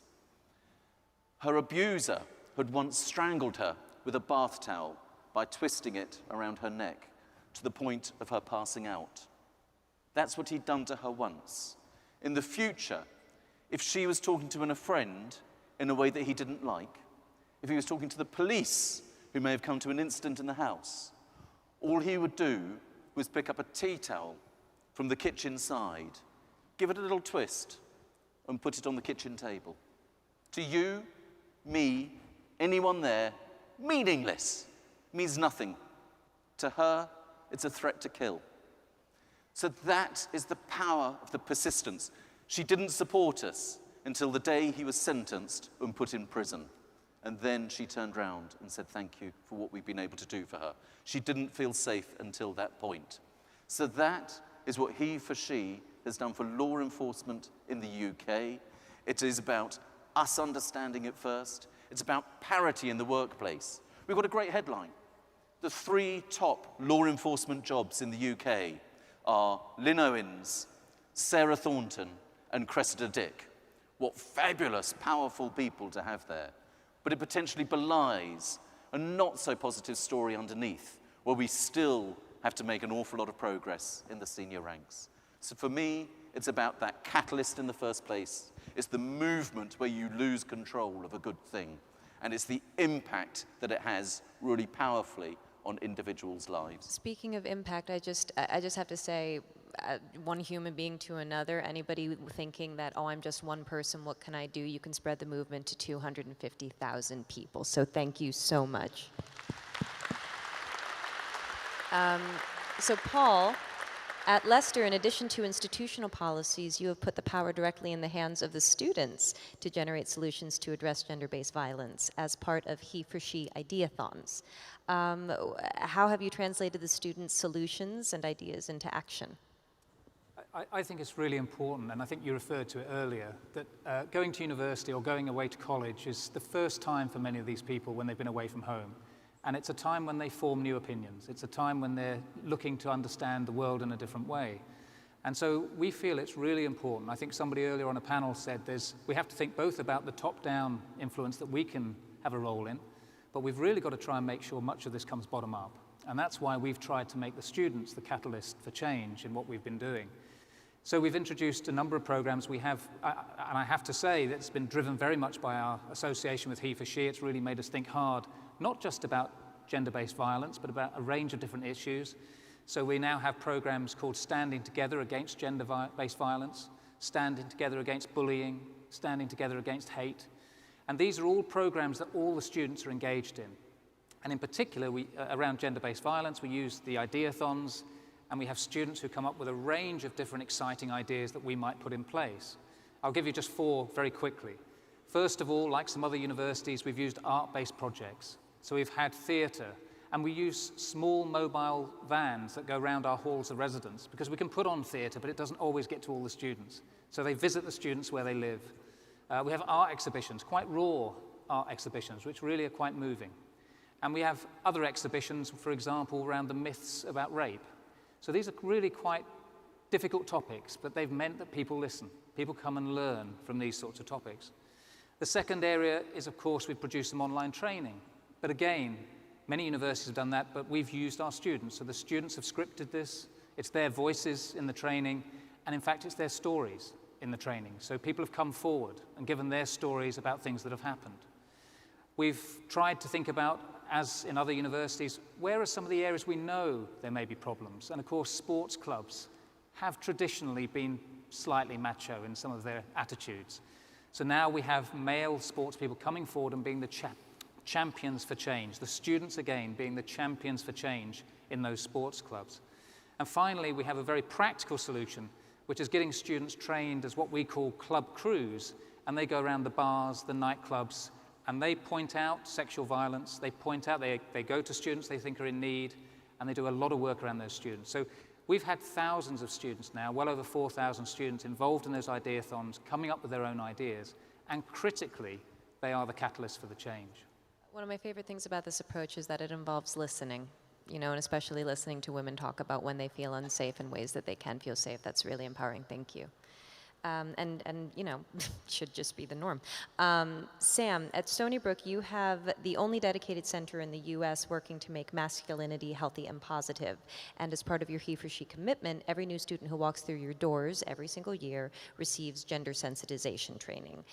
What impact have you seen that have? Well, thank you, Anne. And I think there's actually been a remarkable impact, and we're working very hard to change culture. As my colleagues have talked about, that's a difficult thing to do, and it involves really getting the entire campus community involved. I think there's 3 initiatives that I want to talk about.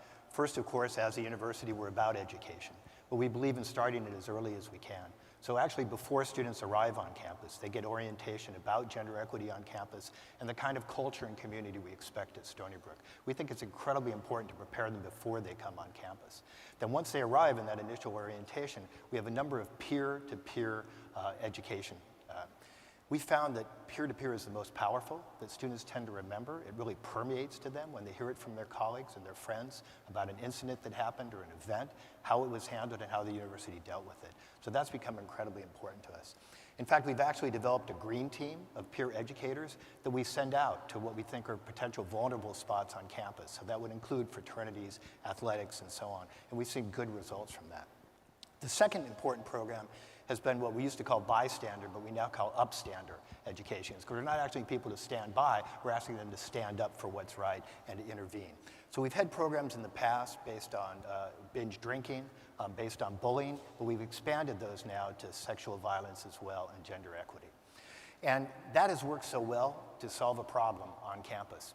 We had a specific issue where every Saturday and Friday, people were coming from off campus, taking our students to off-campus locations for parties where alcohol was being served, a very vulnerable situation. Our students developed a plan called Know Before You Go, where they actually wait where people were being picked up, hand them these cards and say, do you know where you're going? Do you know what the party's going to be like? Do you know how you're going to get back? Do you know how you're riding with? And just that intervention has made people change their mind and not participate. And the last thing, of course, as I said before, it's not about students, it's about the university as a whole. So in 2 weeks, all classes will stop at Stony Brook University, and we will have all-day training for all faculty and staff on hidden biases, on gender equity, on power dynamics, all of these things which are critically important to the campus. So these are some of the things we're doing to try and make a difference. That's fantastic. I feel like I could talk to you guys forever, but we can't. So I just want to finish by saying thank you, and I want to echo the words of our executive director, what she wrote in the beginning of the Emerging Solutions Handbook, which you all have, which is that emerging solutions are what allow aspirations to become evidence. And I just want to thank you all for giving us the evidence to support what it is that we've always known, which is that equality is the only way forward. Thank you so much.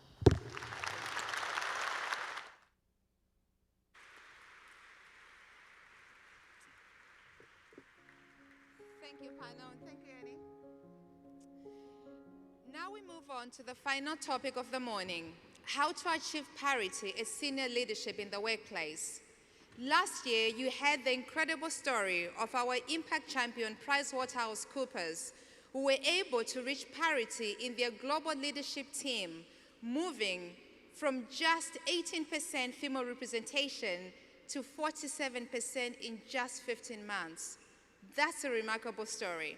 So today, HeForShe is putting solutions directly in your hands through the inaugural launch of our very first ever proven solution for gender equality, powered by the PwC case study. In this report, you will find very concrete steps and investments needed to achieve parity as senior leadership. It is now my absolute honor to welcome to the stage HeForShe champion, Bob Moritz, chairman of PwC, and alongside him, Maria Moss, vice chairman and US assurance leader at PwC. But first, let's take a look at this short video, and then we'll hear from them what has happened in the past 12 months. A HeForShe transformative framework on achieving parity at global leadership. Step 1, executive sponsorship. Diversity and inclusion efforts can sometimes take place in silos. Directing them from the top as a strategic priority for the entire organization sets a consistent and committed tone. Appoint a dedicated diversity and inclusion leader, reporting to the CEO to support this commitment. Step 2, leadership commitment and accountability. Conduct a thorough, objective review of your current diversity state. What is your data telling you? Present these findings to leadership to move forward confidently based on facts rather than external assumptions. Step 3, strategic implementation. Parity needs planning. Apply a gender lens to succession planning to foster the progression of all genders across the organization. Step 4. Continuous monitoring. What gets measured gets managed. Aim for regular, detailed, and meaningful measurement to avoid misleading overall figures. Step 5. Sustaining momentum. Ensure mechanisms are in place to continually strive for progress and recognize that achieving parity isn't a one-time event, but a lifetime commitment.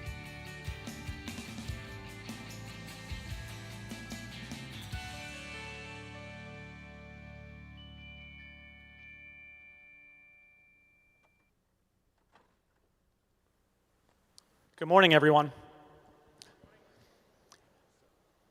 Elizabeth, thank you very much for the wonderful introduction. But I want to step back with a fact. In a recent survey of 1,400 CEOs around the world, as well as those in senior leadership positions in the various countries that are represented here today, 80% of those CEOs are concerned about not having the right amount of talent, the right quality of talent, to execute their strategic objectives, be it a corporation trying to deliver a bottom line or a better consumer experience, or a leader of a country trying to improve the conditions for the citizens of his or her respective world. That's why we've heard today so many great stories about what we can do to make sure that resource women are actually leveraged more so to have a positive impact on the world. And leaders, like the men that have been on the stage so far, doing more to actually make that come to life. I was asked today to specifically talk about what we did at a leadership team level and the lessons learned, some of which are in your report. But I'll quickly break it down to 3 points with a few detailed examples to bring it to life.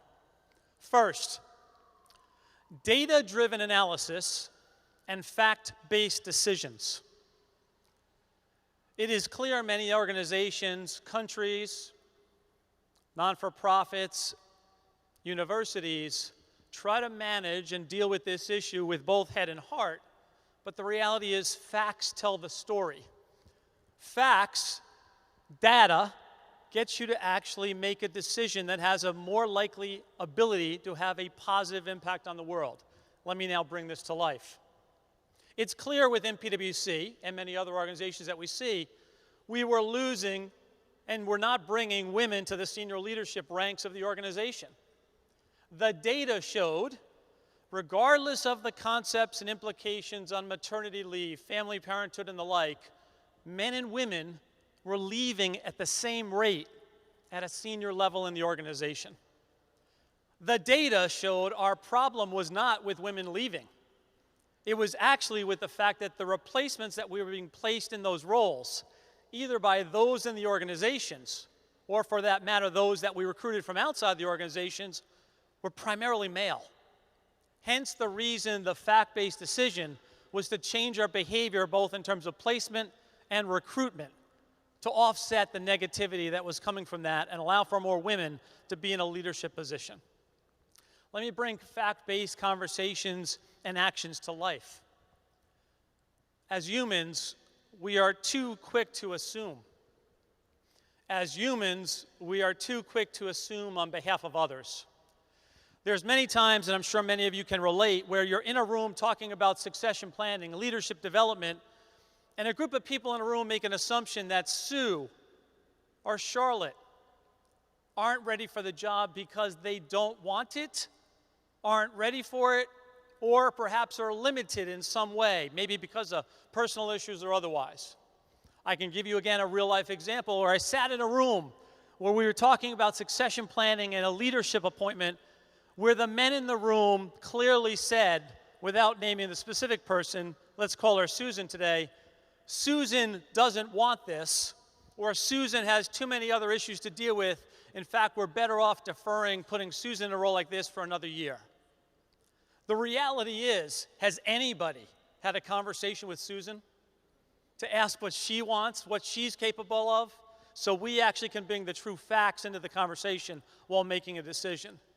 And thankfully in that case, and maybe a little bit to the nudge factor that was described earlier, people then get the concept of talking and engaging in a way that actually allows for a better decision to be made for a better outcome. Data, fact-based, super important. Second, the concept of succession planning and talent management. I do need to correct Elizabeth for a second. The change we have made in the global leadership team was not in 15 months. It was 20-something years. It was 20-something years in the making because what these women were able to do during the course of their career, by luck or design, to be ready to take on these opportunities. It was 2 months of thinking about it from my perspective, and it was a decision in an instant to make it happen. And as a result, this comes back to the concept of how good our organizations, countries, academics, universities, and the like around really well-disciplined thinking, acting on talent management and succession planning. And let's remember that talent management and succession planning doesn't stop when somebody gets in a role. The concept I had personally, and you'll hear this in a moment, why did I put people in certain roles? Why did I select, when I was running the US, the people I did, or when I've now run PwC globally, the people I did? It was 3 reasons. Could they do the role today or grow into it? Did they add to the diversity and thinking of the team? And does this set them up for better future success? That was the 3 prongs of the criteria as to why I wanted them in the role. Not just to fill a role today or meet a quota in terms of getting to a certain percentage, because it was hugely personal to make sure it was impactful for them. That ultimately defines then the brand of what this organization, PwC, is all about. The last piece is around accountability and sponsorship. This doesn't happen with those informed leaders that are willing to both hold one another accountable, but also personally put their personal capital at risk to make things happen. And this is a concept well beyond what I call the sponsorship or the mentorship model. Mentors, as I've said before, in audiences like this, is around giving good advice. Sponsorship is around putting forth your personal capital, sometimes without people even knowing it, to make sure that they are getting the position and the opportunities to be successful and fulfill their potential. If leaders are not doing sponsorship today, our elected officials, our appointed officials, our CEOs, they are not leaders. If people are not sponsoring talent, particularly women, to avail themselves to the opportunities, they are not leaders, folks. Leadership is the spirit and the actions to enable others people's success without them even knowing it. And the reality is, I want to bring on stage now a woman by the name of Maria Moats. Maria was an individual a number of years ago when I came into my responsibilities at the US level, when I ran the business, of someone I never met before. I'd heard about Maria in talent management meetings.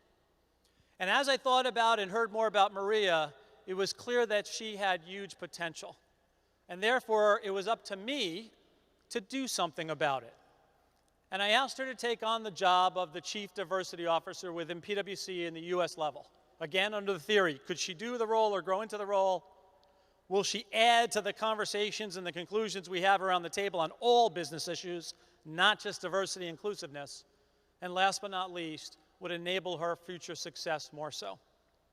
I'm proud today to say that Maria, since I asked her to take on that role, actually leads the largest business unit in PwC globally.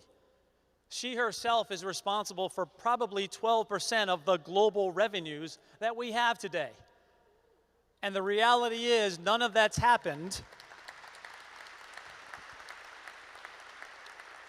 The reality is, none of that happened because I, Bob Moritz, put her into the role.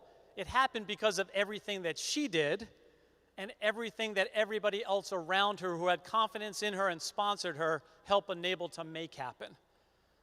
We talked today about these wonderful ideas. Our challenge, folks, is how do we scale them more consistently around the world? But like Kevin said earlier on the business panel, it's also coming back to the individual and something at heart. So I'm proud to bring to the stage Maria Moats to help tell the story, as well as how she's paying it forward to future generations yet to come. Maria, stage is all yours. Thank you, Bob, and what a privilege and pleasure for me to be here today. Bob asked me to come do this about a week ago, and it is my pleasure to be here. So let me share more of my story that Bob started. And it really, as I reflect, was about 9 years ago now that another one of my sponsors decided that while I was in Texas, and I'm a girl from Texas, doing well, fairly young in my career as a partner in the firm, I really was ready for a role at the national level. And so he put forth his political capital to suggest to others that I needed to come to New York. Now, for a girl from Texas, a move from Texas to New York is a scary move. My son, Quentin, was 3 at the time, and after talking it through with my family, we came. Within 2 years of taking on that national role, Bob Moritz called. He is right. We didn't know each other. He was persistent. He told me why I needed to take on this additional role as the Chief Diversity Officer for the firm. And he said to me that it would open up opportunities when I came out of that role, and that I would learn how to be a leader. And I reported directly to him. Bob was very deliberate. During the time that I reported to him in terms of what assignments I needed to take on, I told him I had a bit of a challenge because at the time, my second was born and she was only 3 months old. So how would I do this bigger role that I had ever imagined coming out of Texas? As well as at the time I was serving clients. In professional services, that is critical, and certainly at the tenure that I was in my career. He said he would help me do both, that we would figure it out. I, for the first time, used the firm's flexibility initiatives to be able to spend more time with my daughter at home as she was going through her formative time in her life. Very special. Bob did tell me to remind others that I wanted to spend maybe a Friday at home with my daughter, and I did that. He supported me on my client service journey as I took on another client with ever more increasing responsibilities while being the Chief Diversity Officer. So when I reflect on our firm, there are 2 things that come to mind. First, our initiatives and programs that started years ago, I've benefited from those programs, and that is why I can lead the business unit that I'm leading today. And I think be a rock star mom as well. Quentin would tell you at the age of 12, and Elaine at the age of 7. The second thing is, I heard today about unconscious bias training. We made a decision to make sure that all of our new joiners, and when you get promoted, and those in leadership, take the training around unconscious bias. We refer to it as blind spots. That gives us a common language. So where I am now, leading the practice, that's the assurance practice for the US, huge practice, I focus on 2 things. Paying it forward and sponsoring others in a very deliberate way, and making sure that those on my leadership team are the kinds of leaders that are known for being great sponsors, male or female, particularly our female talent, as we increase our female representation in the highest ranks of the firm.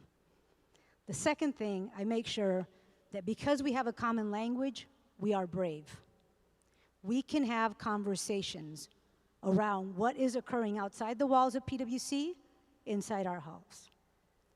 What I mean by that is when there is press coverage over #MeToo and what's occurring, we talk about it, men and women. And so I am now in the pay it forward part of my career. I'll share that I just turned 50, and I couldn't have envisioned this life and this career.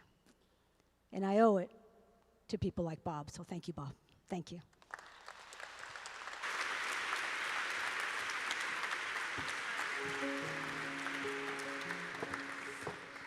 Thank you, Bob and Maria. We are now nearing the end of our program, and we have 2 more incredible speakers coming up.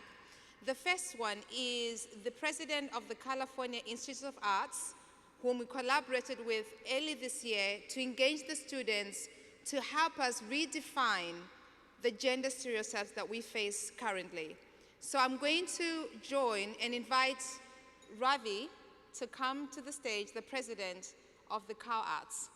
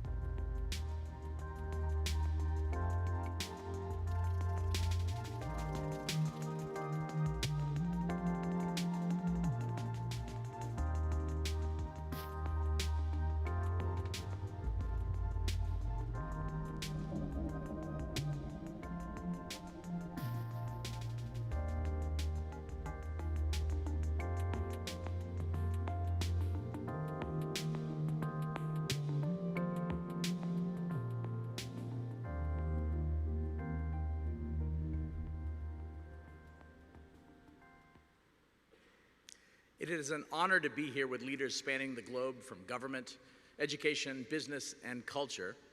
I'm inspired by the dedication of everyone in this room working in unique ways to shape a future where genders are equal in the thought, word, and deed of all citizens. Artists often call attention to failings, the failings of governments, the failings of industry, and our failings as a society. They do this through the public platforms they occupy, thank you to Anne and Winston today, and often by the work they make. It is incumbent upon us, the men within the creative industries, to take ownership of the global problem of gender imbalance, a problem which we as men enable to exist. The power artist possess is great. A 1-minute film or a short poem can do more to bring gender equality to the forefront than an hour-long speech from an elected official or even a college president. At the California Institute of the Arts, our mission is to incubate culture creators, and in this work, we think about gender equality every day. For example, in 1975, CalArts' first class of animators contained 2 women. Today, 70% of over 200 animation students identify as female. While the industry is still 77% male, our work on gender equality today will shape a different animation industry tomorrow. We know, yes, we know this will result in the inclusion of more workers in the industry who identify as women. We know it will mean the inclusion of more stories about and by women which challenge gender stereotypes. And we know it will give women strong public role models to which they can aspire.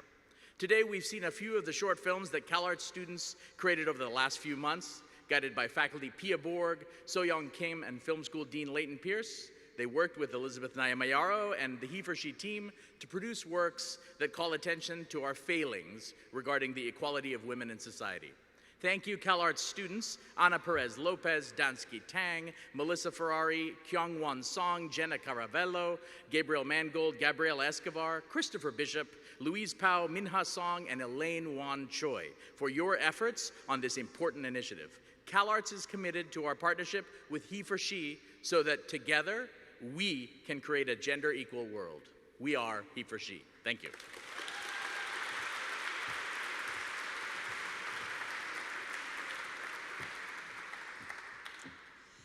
Thank you, Ravi, and of course the incredible students, some of them who are here today. It is now my honor and delight to welcome our keynote and final speaker to the stage. You may recognize him from the blockbuster film, The Black Panther. Woo! But he is also an activist and a strong advocate for gender equality, and is here today to issue a global call to action to every single man and boys for them to join in the fight for gender equality. Distinguished ladies and gentlemen, please join me in welcoming to the stage Winston Duke.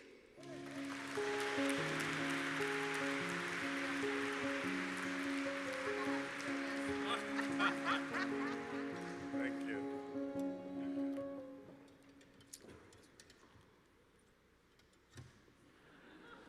Okay, perfect.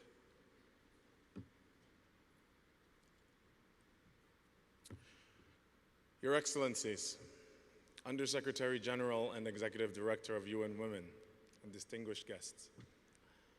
Thank you for having me here today, and thank you for not making me stand on that apple box. It is my honor today to invite everyone listening to be part of an honest conversation.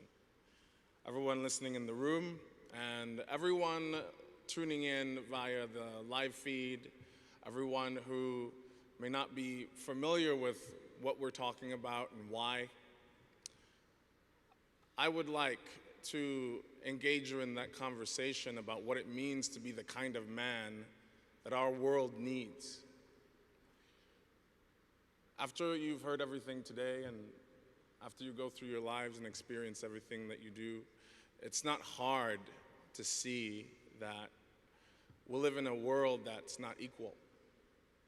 It's one where gender inequality is commonplace and where power is usually controlled by men.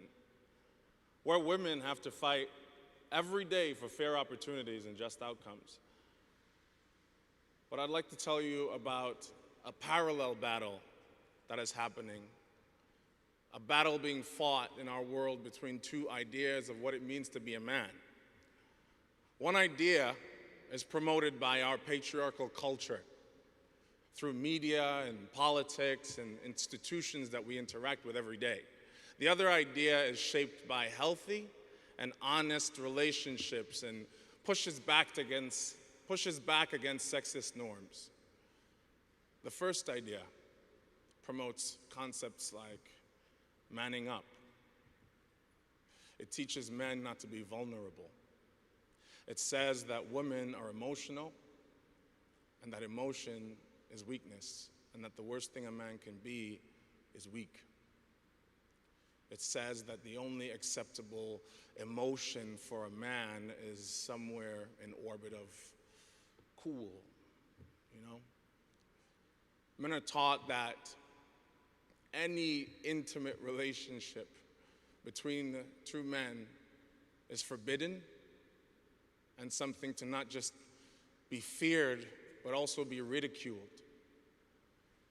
The first idea seduces with the lie that it empowers men by devaluing women, but in reality, it corrodes both. So in this war of ideas, that's the first combatant. But happily, it has an opponent that has helped me grow into the man that I am today. That second idea teaches us that a heart full of compassion and emotion is way stronger than any chiseled bicep. It teaches us that listening doesn't mean just yielding to authority, but it is a tool that generates empathy and so creates the conditions that lead to equity and equality. This idea teaches us that caretaking is labor. I'd like to say it again. It teaches us that caretaking is labor. It is the labor of love that cannot be measured by hours clocked. It cannot be billed or invoiced. It is labor that I've learned through examples of strong women in my life. As a boy, I watched my mother literally build our home with her bare hands. She ran her own business, and all this while juggling another job. As the youngest of 12 children, she served as therapist, social worker, teacher, to an extended family that spanned over 200 people. She was and still is a rock for so many people. In 1995, to support my sister's dream of being a doctor, my mother sold everything that we had and moved us to New York. Here she laid the foundation for our future with a heart full of passion and a belly full of fire. I watched my mother and my sister both hurdle the barriers facing women, immigrants, people of color, and black women in particular. Their struggles fueled my work as an actor and made me the man that I am today. In my own industry, power sits with a privileged few. So people of color face prejudice, and women colleagues endure stereotypes that lead to pay inequity and gender-based violence. Recently, we've heard brave women and some men, brave men, come forward to call times up. That same dynamic, powerful men abusing others without repercussion, fuels violence against women in my home country of Trinidad and Tobago. And as many of you know, women all around the world. If power mainly resides with men, what does this imply for accountability? If the world is unfair, who is responsible for making it right? This cannot be a burden just for women. We men must play an active role in ensuring a more just world. We men must not only be part of gender equality, not just the conversation, but the solution. we men must defy the structures of patriarchy and outdated notions of manhood and use that questioning to build more just societies. I was really struck earlier when Elizabeth said that 1 in 3 women and girls will face gender-based violence in their lives. 1 in 3 million would be too much. 1 in 3 billion would be too much. But 1 in 3, that's way too much. This violence is an abuse of power. It devalues women's bodies. It exploits women for the benefit and profit of others. It treats women as if they are not fully human. In order to build a more just world, feminism is necessary.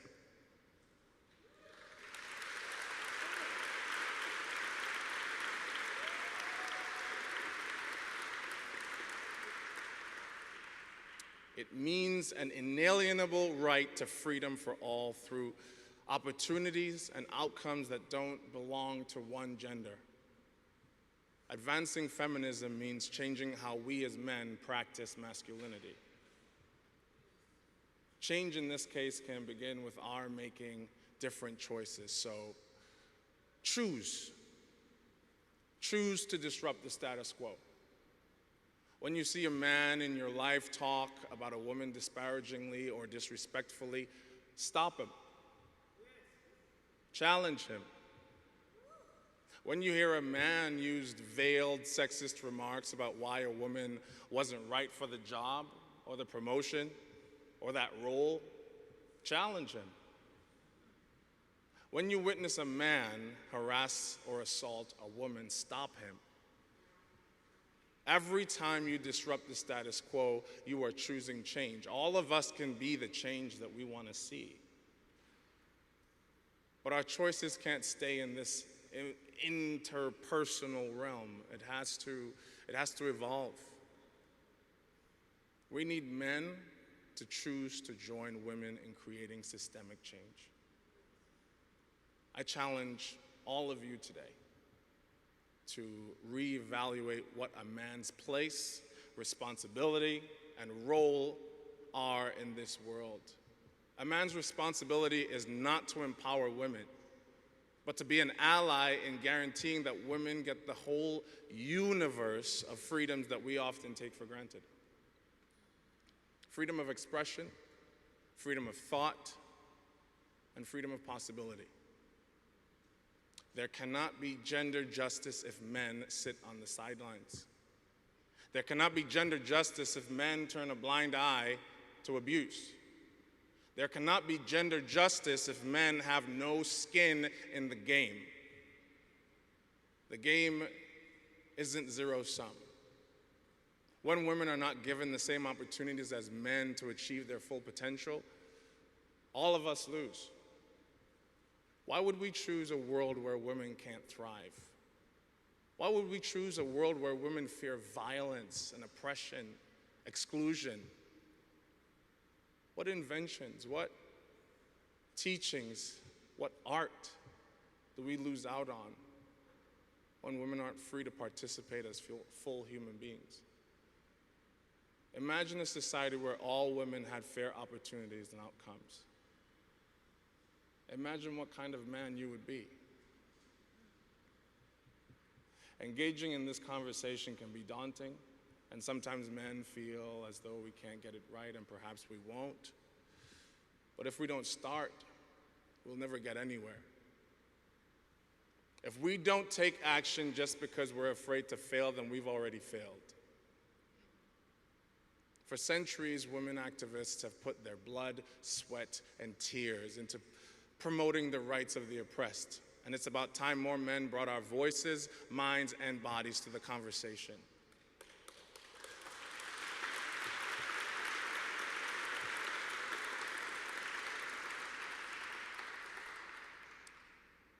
In closing, I would like to thank the United Nations for creating the HeForShe movement and through which we men can demonstrate our support for gender equality.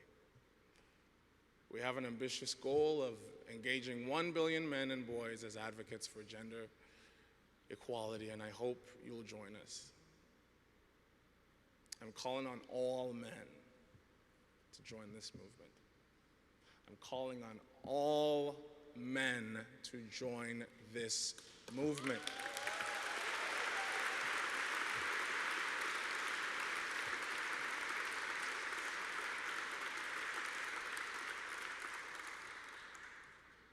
As an actor, I've always been told that there are no small roles.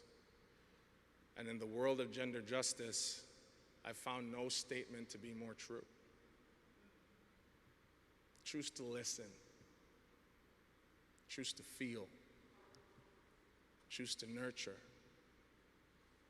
And most importantly, choose to be the man our world needs you to be, not the one it's saying that you should be.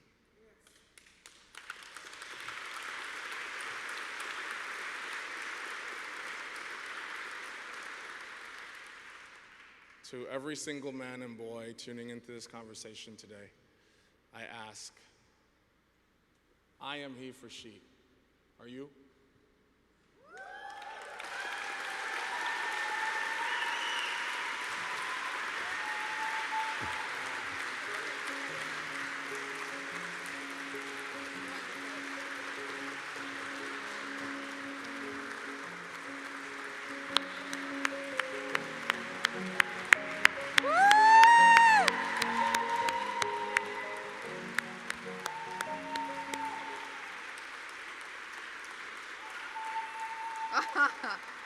Oh my God, not enough words. Thank you so much, Winston, for your powerful remarks. I would like to quickly correct a typo. We announced today that we have a new champion, Standard Bank, the global CEO and the HeForShe champion. His name is Sam Shabalala. So we wanted to put that on record. They say all good things must really come to an end. I would like to thank the HeForShe champions for sharing their progress for us today. I would like to thank, of course, Anne Hathaway and our leader, Phumzile Mlambo-Ngcuka, for her visionary leadership. HeForShe is not just for those in powers of positions. It is a movement for all of us. It is a movement that recognizes the power that we all have to create change, so that one day, hopefully, we can all look back and be able to say, there was a moment and we were part of it. There was a movement and we created it. There was a dream and we saw it come true. Thank you all for joining us today, and see you next year.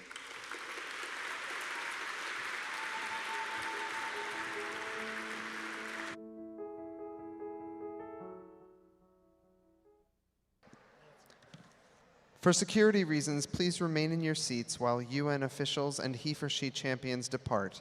Thank you.